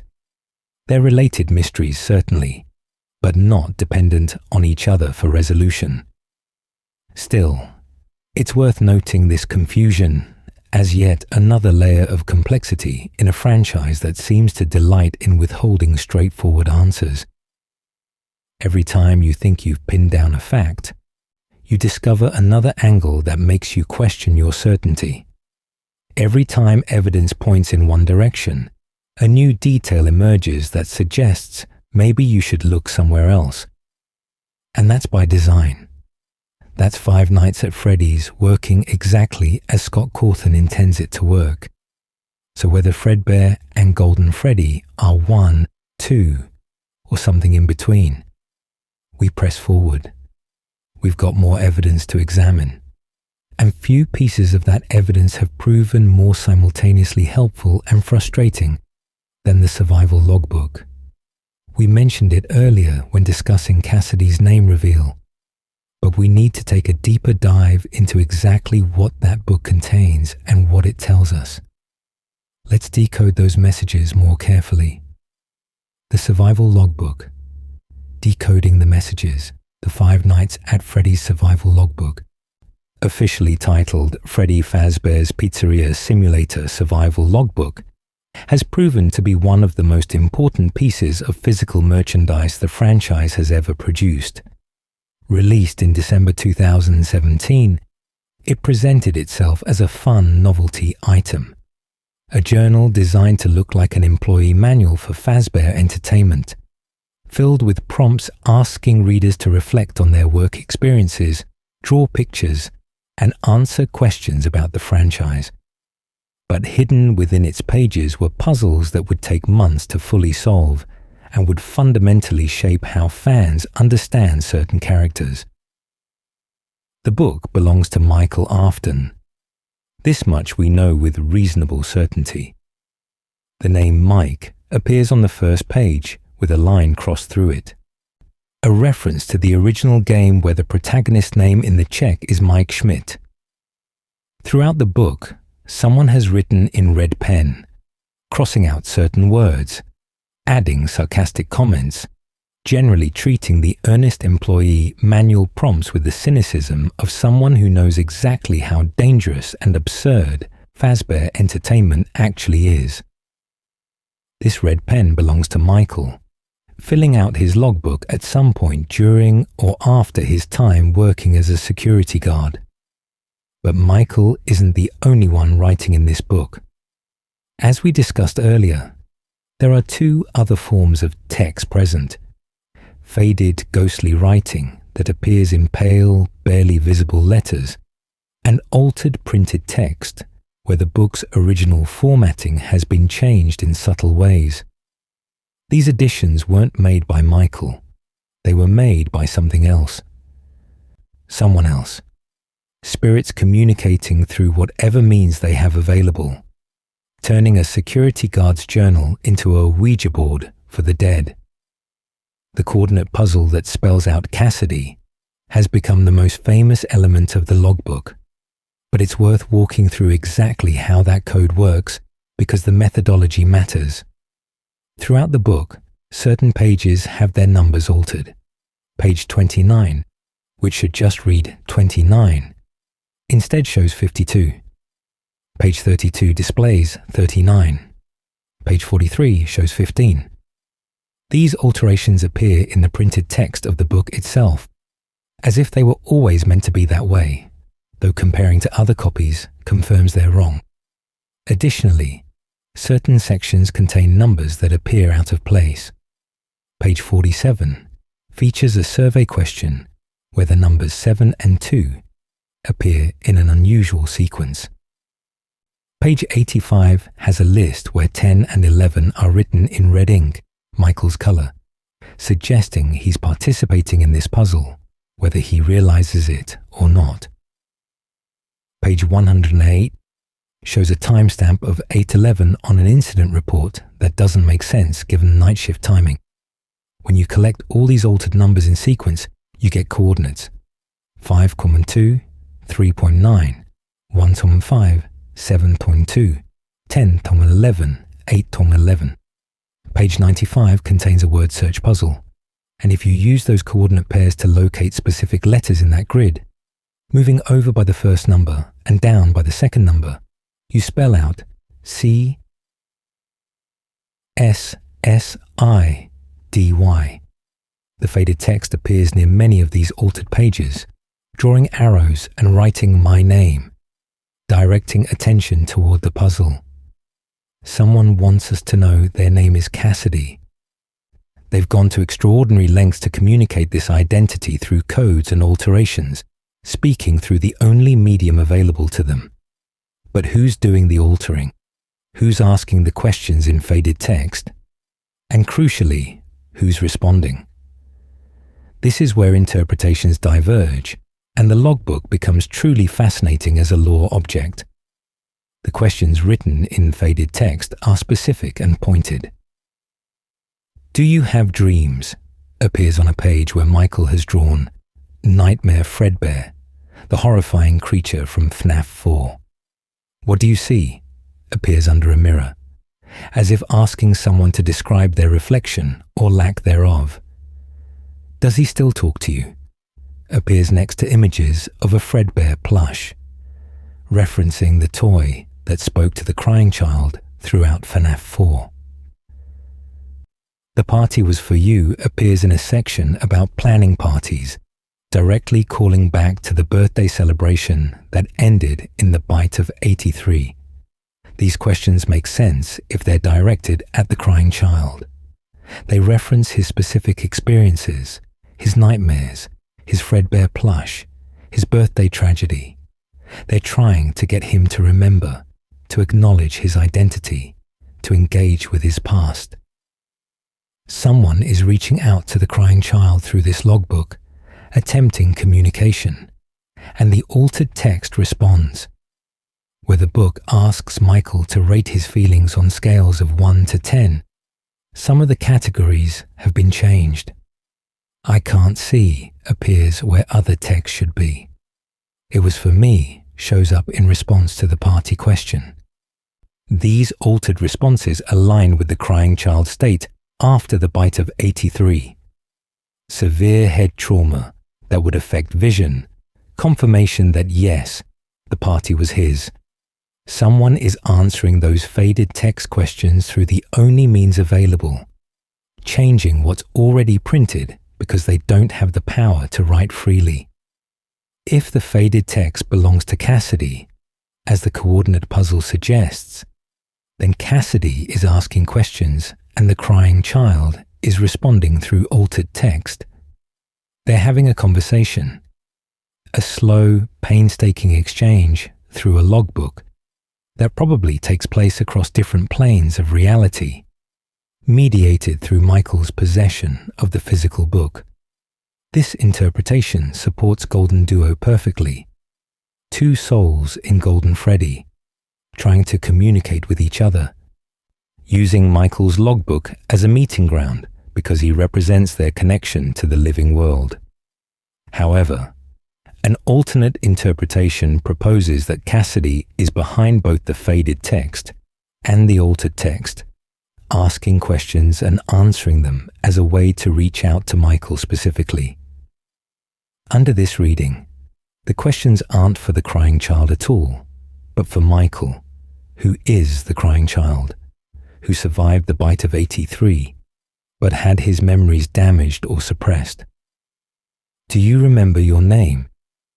becomes a literal question about Michael's identity.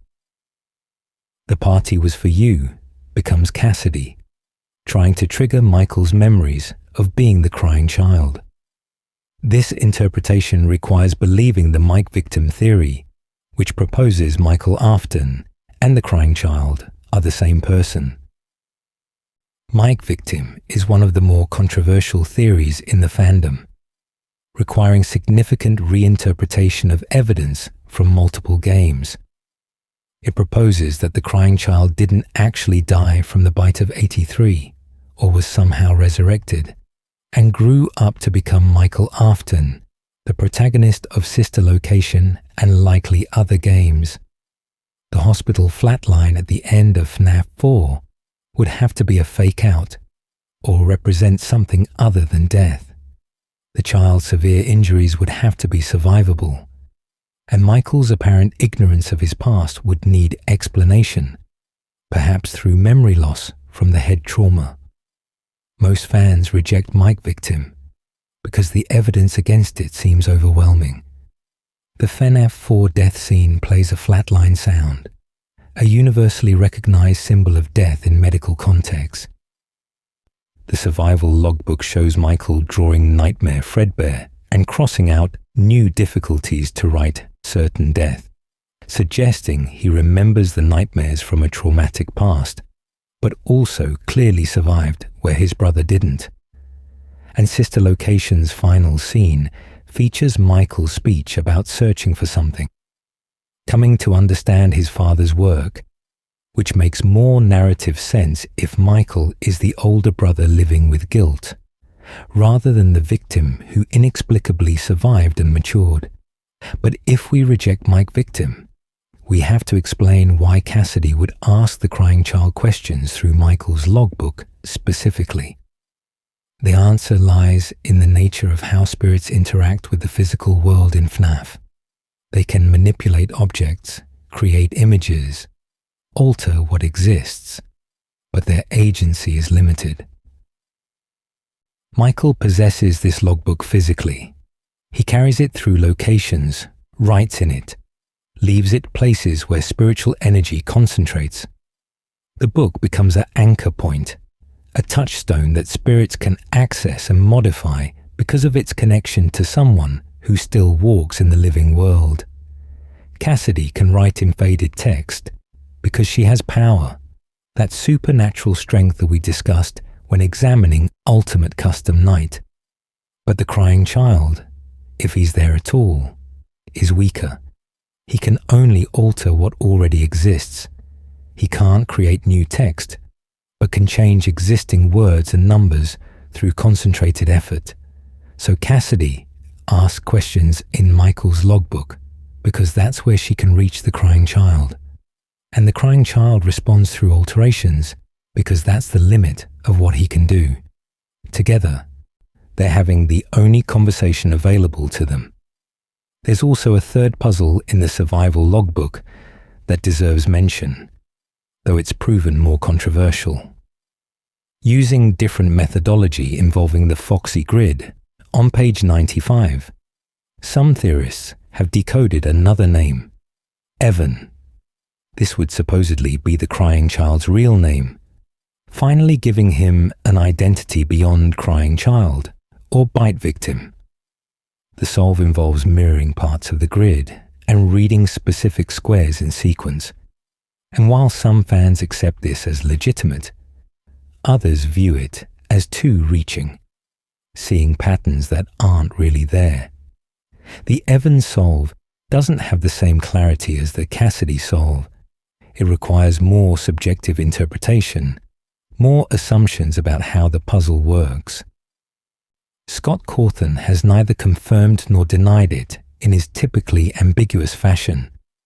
As a result, you'll see some fans confidently referring to the crying child as Evan, while others stick to more generic labels, and still others propose completely different names based on alternative interpretations of the same grid. Until we get clearer confirmation, Evan remains in the category of plausible but not proven. What the survival logbook definitively gives us is Cassidy's name and strong evidence of communication between two entities, one asking questions and one answering. Whether those entities are Cassidy and the crying child talking to each other, or Cassidy talking to Michael, who might secretly be the crying child, or some other configuration entirely. The book confirms that Golden Freddy's story involves multiple people whose fates intertwined in ways that left them dependent on each other for communication. The logbook also demonstrates something important about how Scott Cawthon constructs his mysteries. This wasn't a puzzle you could solve on day one. It required community effort, multiple people comparing notes, trying different approaches, building on each other's discoveries. The coordinate solve came months after the book's release, and even then, debates continued about what it all meant. Scott designs his puzzles to reward patient investigation and collaborative theorizing, not individual genius. The answers are there, buried, waiting, but they only emerge through sustained collective attention. And that's fitting for Golden Freddy's identity as a whole. This isn't a mystery one person solves in isolation. It's something the entire community has grappled with for years, proposing theories, debunking theories, revising theories based on new evidence. The collaborative nature of FNAF theorizing mirrors the collaborative nature of the spirits trying to communicate through that logbook. Multiple voices working together, struggling to be heard through limited means, gradually spelling out truths that might otherwise remain hidden forever. The survival logbook transformed how we understand Golden Freddy by giving us a concrete name where previously we only had speculation. But it also created new questions even as it answered old ones. If Cassidy is talking to someone, who is she talking to? If she's asking about dreams and plushies and parties, why is she asking about those specific things? If someone is responding, why are they responding through alterations rather than direct writing? Every answer births new questions. Every solved puzzle reveals deeper layers, which is exactly how this franchise has always worked, which is exactly what we should expect from a mystery this deep, this central to the entire series.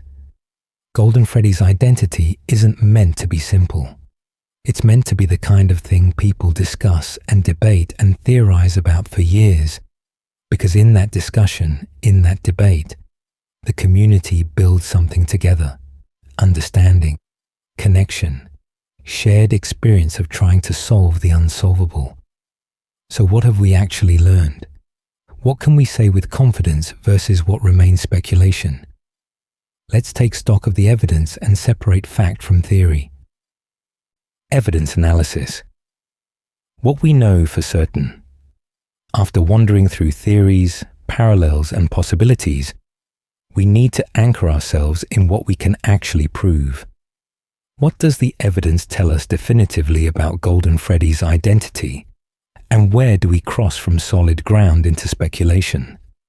This distinction matters because in FNAF theorizing, it's easy to start treating likely possibilities as confirmed facts, building elaborate structures on foundations that might not support the weight. Here's what we know for certain, backed by direct evidence from the games. Golden Freddy exists as a distinct entity. This sounds obvious, but it's worth stating explicitly. Across multiple games, Golden Freddy appears with unique properties, behaviors, and characteristics that distinguish him from other animatronics. He's not simply a visual glitch or Easter egg. He's an intentional character with narrative importance. Golden Freddy possesses supernatural abilities beyond normal animatronic possession. He can appear and disappear without traveling through the building. He can crash the game program itself. He causes hallucinations and reality distortions. He manifests in forms ranging from full suit to floating head to spectral presence. Whatever Golden Freddy is, he operates on a different level than the standard possession we see with Freddy, Bonnie, Chica, and Foxy. There was a missing children incident involving 5 children. William Afton murdered 5 children at Freddy Fazbear's Pizza, and their spirits possess the animatronics. This is foundational lore supported by newspapers, minigames, and narrative progression across all games. 4 of these children possess the main band. The 5th possesses Golden Freddy. The survival logbook contains a puzzle that spells Cassidy. This isn't interpretation. The coordinate puzzle definitively produces that name when solved according to the methodology demonstrated by the page alterations and my name hints. Cassidy exists as a name in the FNAF universe, and that name is linked to the logbook's mysteries. The logbook contains apparent communication between 2 entities. Faded text and altered text represent different voices. Whether those voices are 2 spirits, 1 spirit, and a living person, or some other configuration, the book clearly shows a conversation happening through its pages, not just Michael's red pen notes. The crying child died from the bite of 83. FNAF 4 depicts this tragedy, showing a child's head crushed in Fredbear's jaws, followed by hospital scenes and a flat line indicating death. This character's story is central to the series and heavily associated with Golden Bear imagery. Golden Freddy and Fredbear are visually similar and thematically connected. Whether they're the same character or different characters, the design similarities and narrative parallels are deliberate. They're meant to be associated with each other in viewers' minds. Ultimate Custom Night features a vengeful spirit with unclear identity. This spirit, referred to as the one you should not have killed, orchestrates William Afton's torment and is closely associated with Golden Freddy's appearances throughout the game. The spirit's gender presentation is deliberately ambiguous. Michael Brooks possesses Golden Freddy in the novel trilogy. This is canon for that continuity, even though novels exist separately from game timeline. These are facts. We can build from these facts. But notice how many crucial questions these facts don't actually answer. We know a fifth child possesses Golden Freddy, but we don't know for certain whether that child is Cassidy, the crying child, or someone else. We know the survival logbook spells Cassidy, but we don't know for certain whether Cassidy is Golden Freddy or merely someone communicating in the logbook. We know there's communication between entities, but we don't know for certain who those entities are or what they're saying. This gap between fact and interpretation is where theories live. Let's examine the strength of our main theories. Cassidy as Golden Freddy. Strong evidence, widely accepted, but not technically proven. The coordinate puzzle gives us a name. Ultimate Custom Night associates that name with Golden Freddy's role as tormentor. The missing children incident requires a fifth victim for Golden Freddy. The novel Fourth Closet features a character named Cassidy, who was killed by William Afton. The evidence stack here is impressive.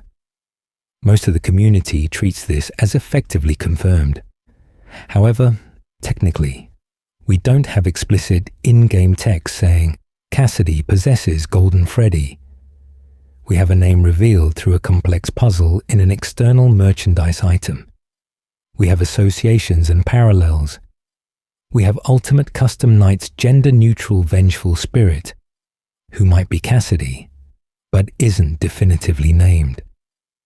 The leap from Cassidy's name appears in the logbook to Cassidy is Golden Freddy requires some interpretive steps, even if those steps feel logical. The crying child as Golden Freddy. Compelling symbolism, timeline issues, contradicted by other evidence. The thematic connections between FNAF 4 and Golden Freddy feel too intentional to dismiss. The happiest day layout mirroring the birthday party. The "It's me" messages if Michael is the player. The Fredbear plush and its promises. The connection between the child killed by Fredbear and Golden Freddy's existence. Emotionally and symbolically, this theory resonates, but the evidence problems are significant. The Give Gifts, Give Life minigame shows 5 children receiving gifts in 1985, suggesting Golden Freddy was possessed during the missing children incident, not 2 years earlier. The gender mismatch between male crying child and potentially female Cassidy. The timeline logistics of how this possession would work. The lack of clear motivation for the crying child to become the vengeful tormentor we see in later games. For the crying child to be Golden Freddy alone, we have to explain away multiple pieces of contradicting evidence or propose scenarios that aren't explicitly supported by the games. Possible, yes. Proven? No. GoldenDuo, both Cassidy and crying child. Synthesizes evidence requires accepting complex scenario. The dual possession theory resolves contradictions by accepting both previous theories simultaneously. It explains why evidence points to both Cassidy and the crying child. It makes sense of the survival logbook's two-entity conversation. It parallels the Stitchwraith from Fazbear Frights showing that multiple souls can share one animatronic. It explains Golden Freddy's exceptional power as coming from two children rather than one. The evidence favoring GoldenDuo is strong if you accept the underlying premises. That the crying child possessed Fredbear Golden Freddy in 1983, that Cassidy joined him in 1985, that they've been sharing the suit ever since, and that their communication in the logbook reflects their cohabitation. The theory is elegant and comprehensive. However, it's also the most complex answer, requiring the most moving parts. Accepting it means accepting that possession works differently for Golden Freddy than for any other character, that two souls can inhabit one suit when that's never explicitly shown happening with confirmed characters in the games proper. It's a theory built on parallels and interpretation, rather than direct statement. Michael Brooks, canon in novels, not applicable to games. This one is straightforward. Michael Brooks exists. He possesses Golden Freddy in the Silver Eyes continuity, but those novels are explicitly an alternate timeline. Using Michael Brooks as evidence for the game's Golden Freddy identity would be mixing continuities inappropriately. We can note the thematic similarities, but we can't treat it as game lore. So where does this leave us? With three viable theories for the game's Golden Freddy: Cassidy alone, Crying Child alone, or both together. The evidence for Cassidy is stronger than evidence for Crying Child alone, but the evidence for both together is arguably stronger than either individually. Most of the community has settled on either Cassidy or Cassidy and Crying Child, with pure Crying Child alone being a minority position. What we absolutely cannot say is that the identity has been definitively, unambiguously confirmed by Scott Cawthon or the games themselves. We can say one theory is more likely than others based on available evidence. We can say the community has largely reached consensus. But we cannot say the mystery is objectively solved in the same way we can say, for example, that William Afton is the purple guy who murders children. Some facts in FNAF are stated clearly. Golden Freddy's identity is not one of them, and maybe that's intentional. Maybe Scott Cawthon wants this particular mystery to remain partially open, allowing different interpretations to coexist. Maybe the ambiguity serves the narrative, keeping Golden Freddy mysterious and unknowable. Maybe the journey of investigation matters more than reaching a definitive destination. Or maybe we're still missing something. Maybe there's evidence we haven't found yet, puzzles we haven't solved, connections we haven't made. The survival logbook took months to decode. The Cassidy coordinate solution wasn't obvious. Who's to say there isn't more waiting to be discovered? Clues that will crystallize everything into sudden clarity. This is the nature of FNAF theorizing. You work with what you have. You make the best interpretations you can. You revise when new information emerges. You accept that some questions might never have singular answers, that ambiguity might be the point, that mystery can be satisfying in itself. But the investigation continues. The community keeps theorizing. And sometimes, just when you think you've reached the limits of what can be known, something new emerges. A new game, a new book, a new hint from Scott. Let's talk about what's happened recently and where things stand as we move toward 2025. The ongoing mystery and recent developments. The Five Nights at Freddy's franchise hasn't been sitting still. Since Ultimate Custom Night in 2018, we've seen new games, new books, new media, all of which potentially shed light on old mysteries while creating new ones.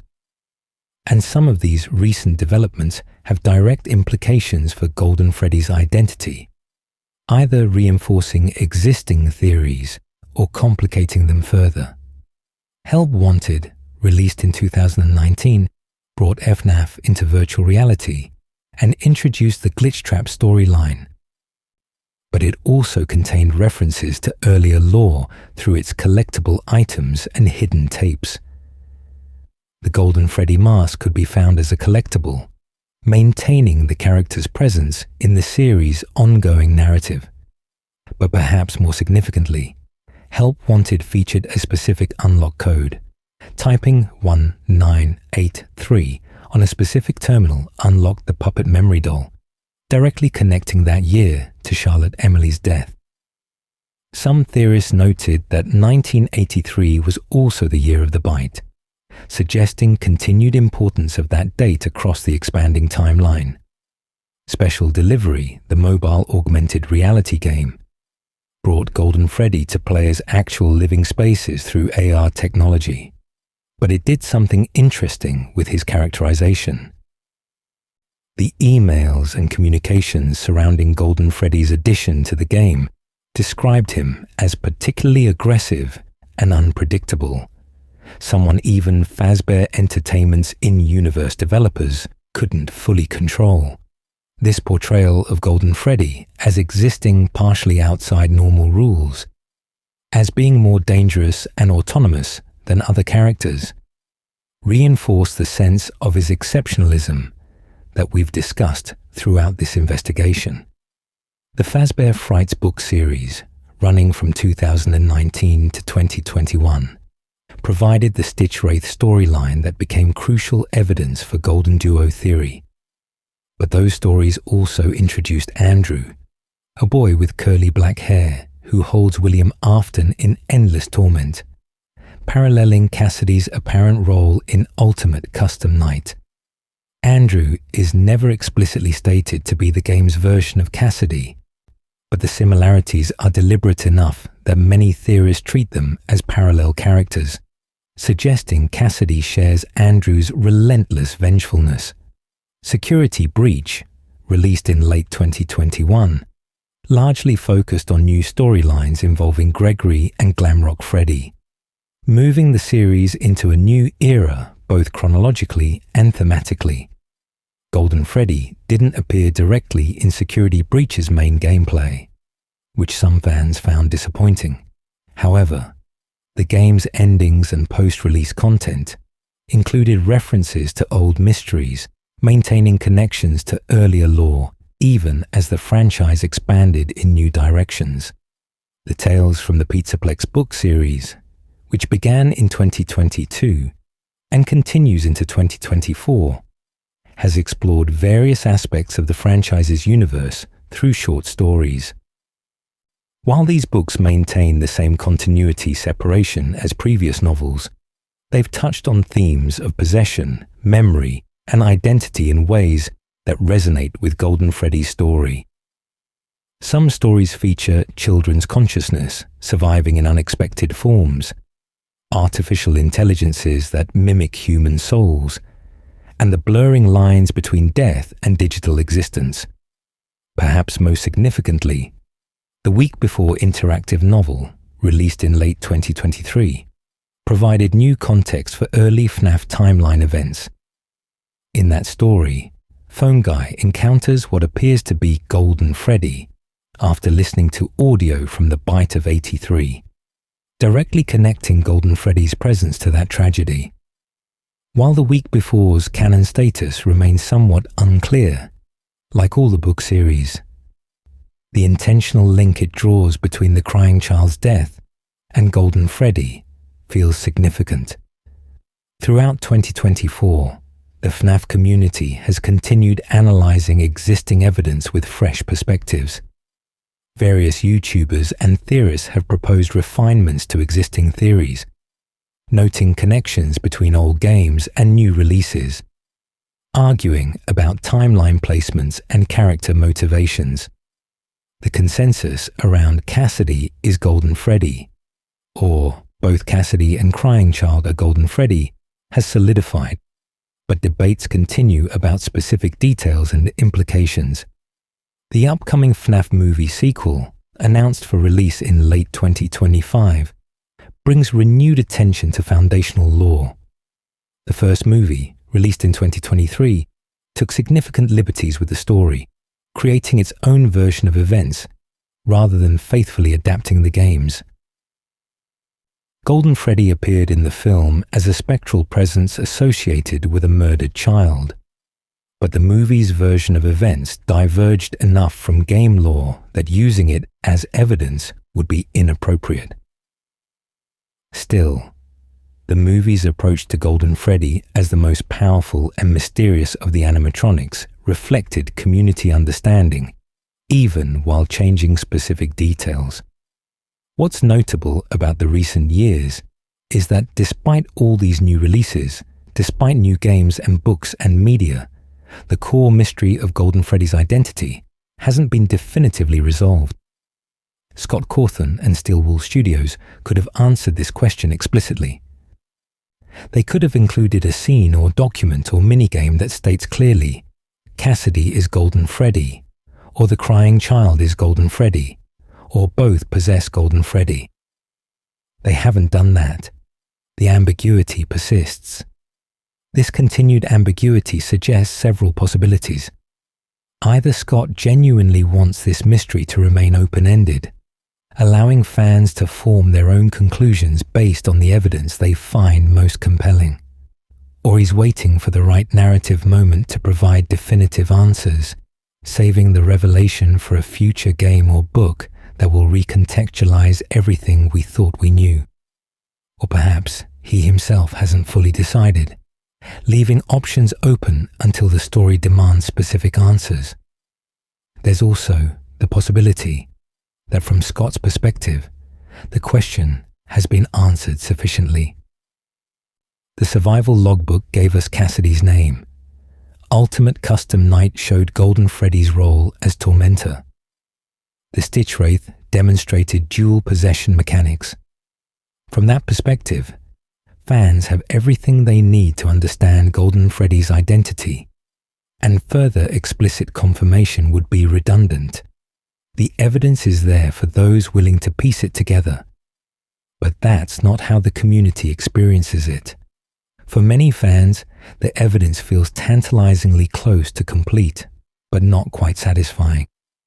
There's always one more question, one more contradiction, one more "but what about?"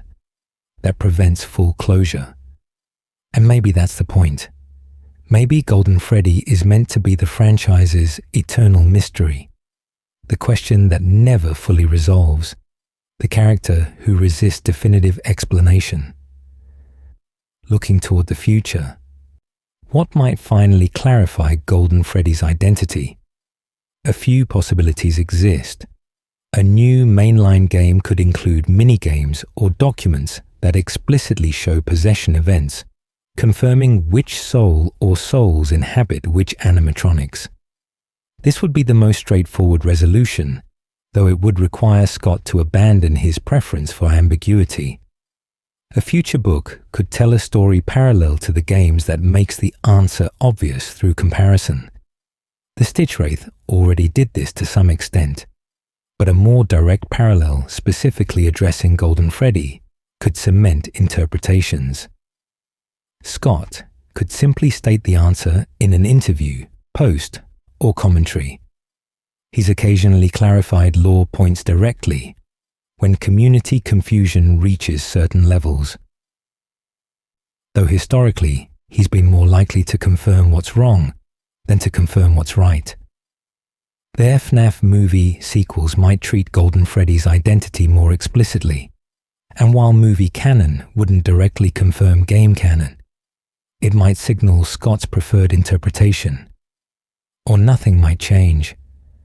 The mystery might remain exactly as it is now. Strong evidence for Cassidy, compelling arguments for the crying child, elegant synthesis in GoldenDuo, but no single smoking gun that definitively ends all debate. What we can say with confidence is that the investigation continues. New fans discover the series every day, encountering these mysteries fresh and bringing new perspectives. old fans revisit evidence with the benefit of hindsight, noticing details that earlier analyses missed. The collaborative nature of FNAF theorizing means the community's understanding evolves over time, even when the underlying evidence remains static, and Golden Freddy himself remains present in the franchise's ongoing story, whether as direct appearances in new games, references in books, or thematic echoes in new characters. The Golden Bear continues haunting the series. His importance hasn't diminished. His mystery hasn't been forgotten. He stands as a testament to what makes Five Nights at Freddy's compelling. The sense that beneath the horror and the jump scares, there's a genuine story about real children who suffered real tragedies, and that understanding their stories matters. So we keep investigating. We keep theorizing. We keep discussing who Golden Freddy really is, whose soul inhabits that slumped form, whose story we're witnessing when that empty-eyed face appears on our monitor. Because even without definitive answers, the search itself has value. The community building itself around these shared mysteries, the connections forming between people who all care about solving the same puzzle, the satisfaction of piecing together fragments into something approaching coherence. That's what Golden Freddy represents ultimately. Not just a character or a mystery, but the act of investigation itself. The refusal to let tragedies go unexamined. The determination to understand what happened and why and to whom.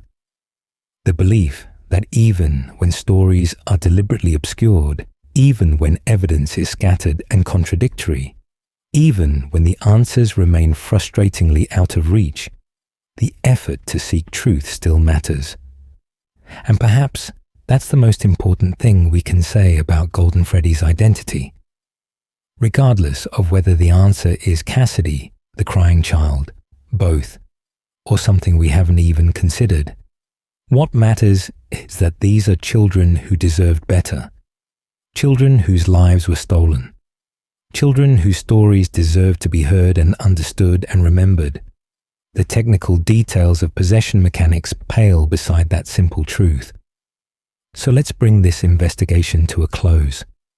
Let's summarize what we've learned, acknowledge what remains unknown, and consider what it all means for how we understand not just Golden Freddy, but the entire franchise he haunts. Conclusion.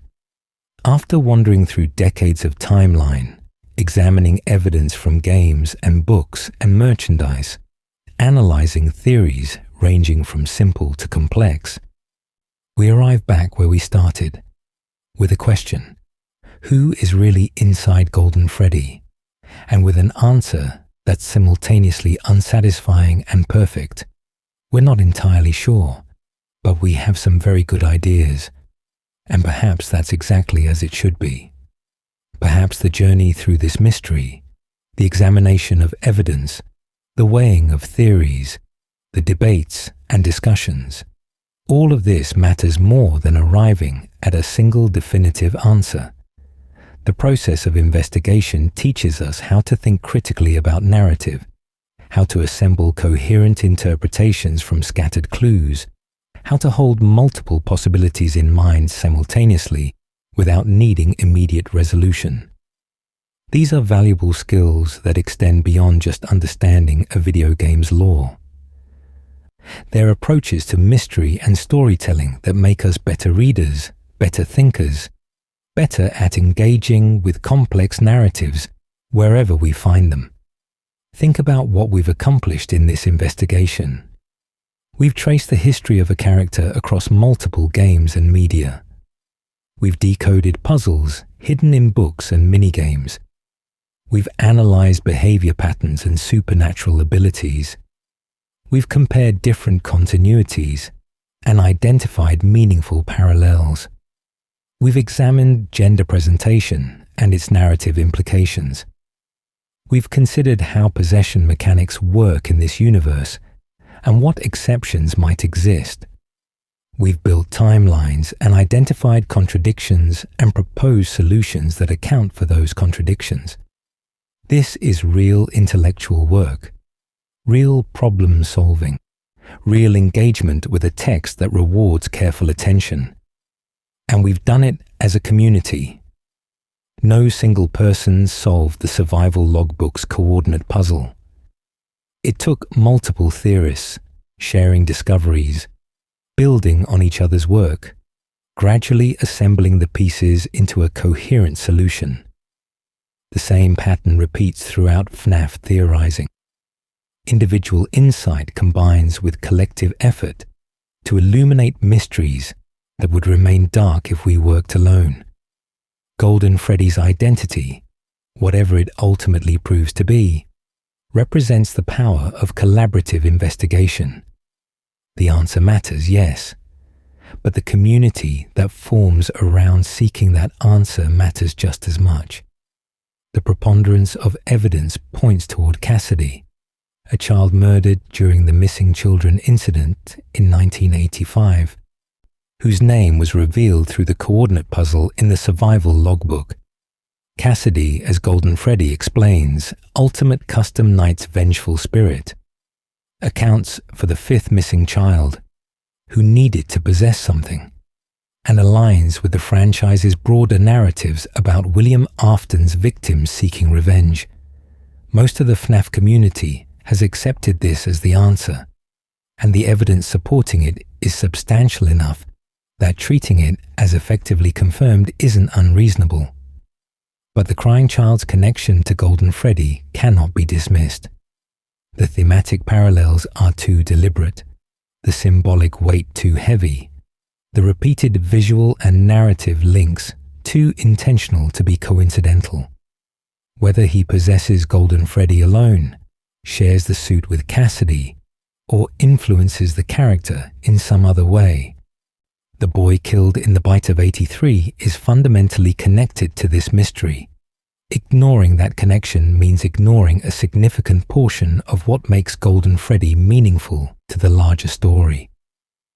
The GoldenDuo theory, proposing that both children inhabit the same animatronic, provides an elegant synthesis that honors both sets of evidence.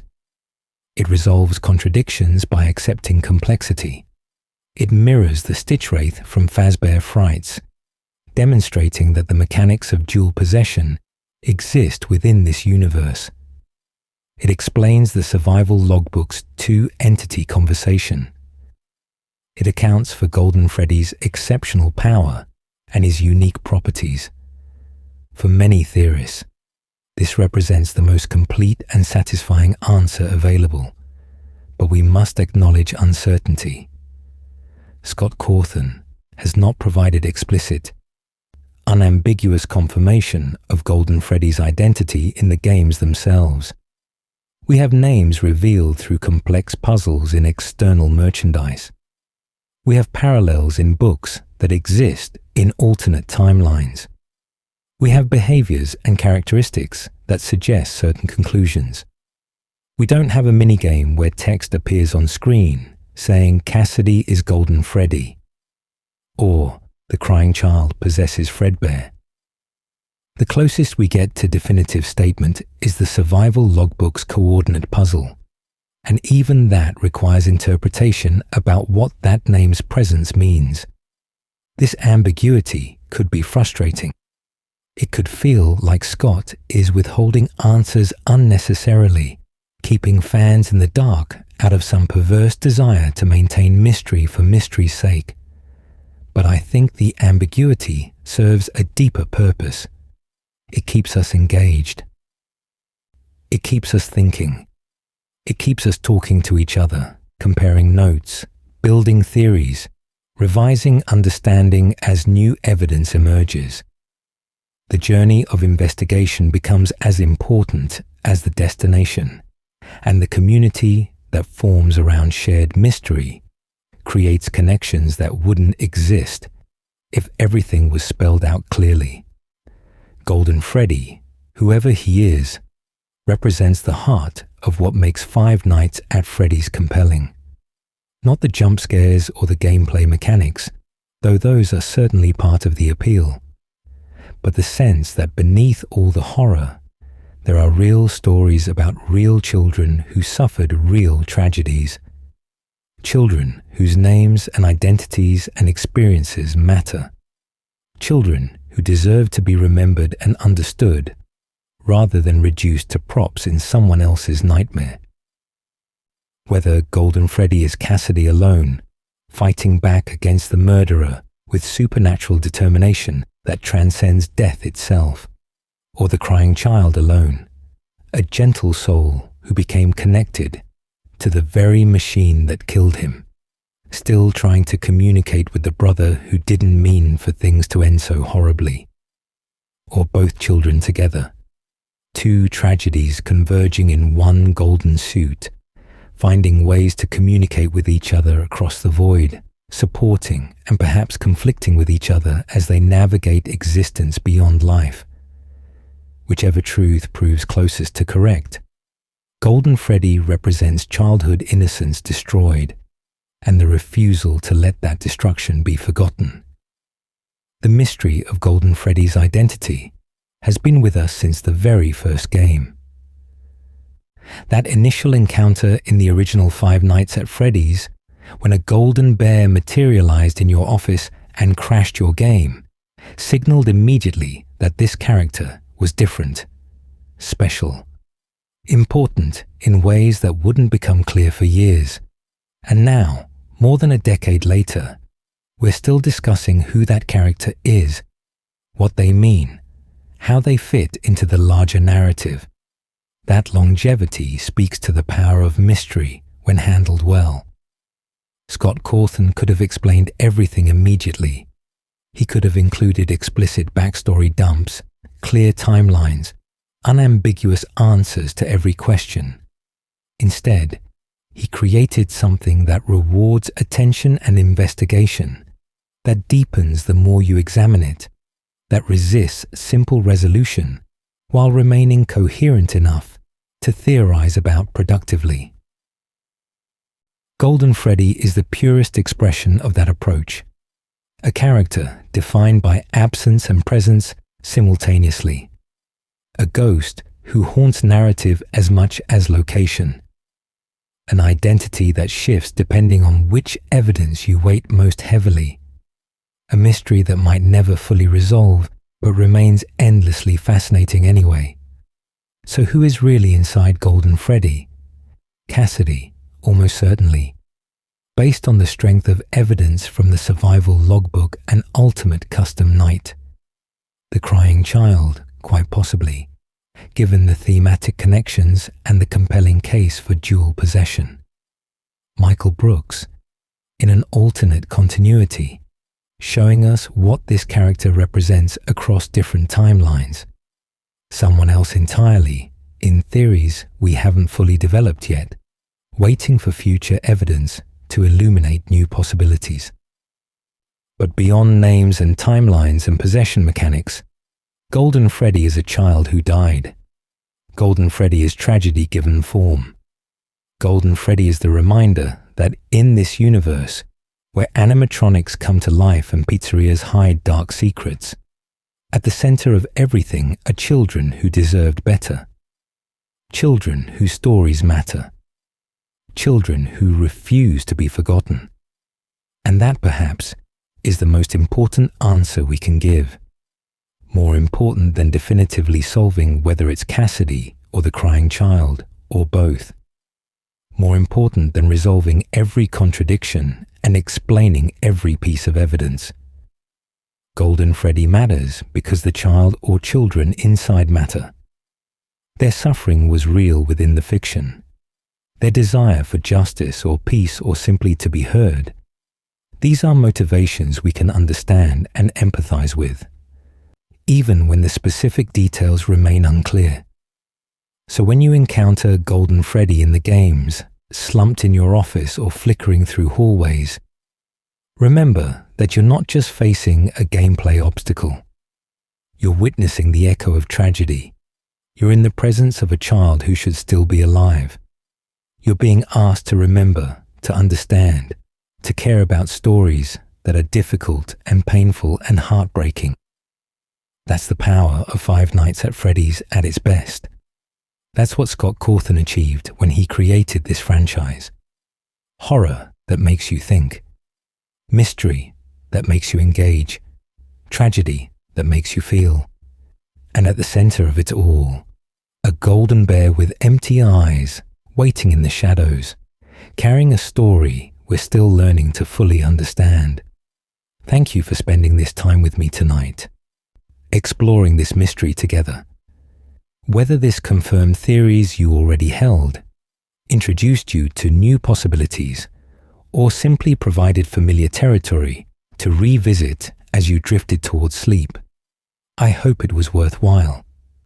The question of who is inside Golden Freddy will likely continue inspiring discussion and debate for years to come. New evidence will emerge. New theories will form. Understanding will evolve. And through it all, that golden bear will remain, haunting the franchise and our imaginations, representing mysteries both solved and unsolved.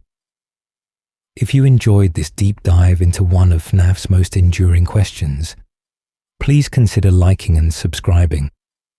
Let me know in the comments what you think about Golden Freddy's identity, which theory you find most convincing, and what other FNAF mysteries you'd like to explore in future videos.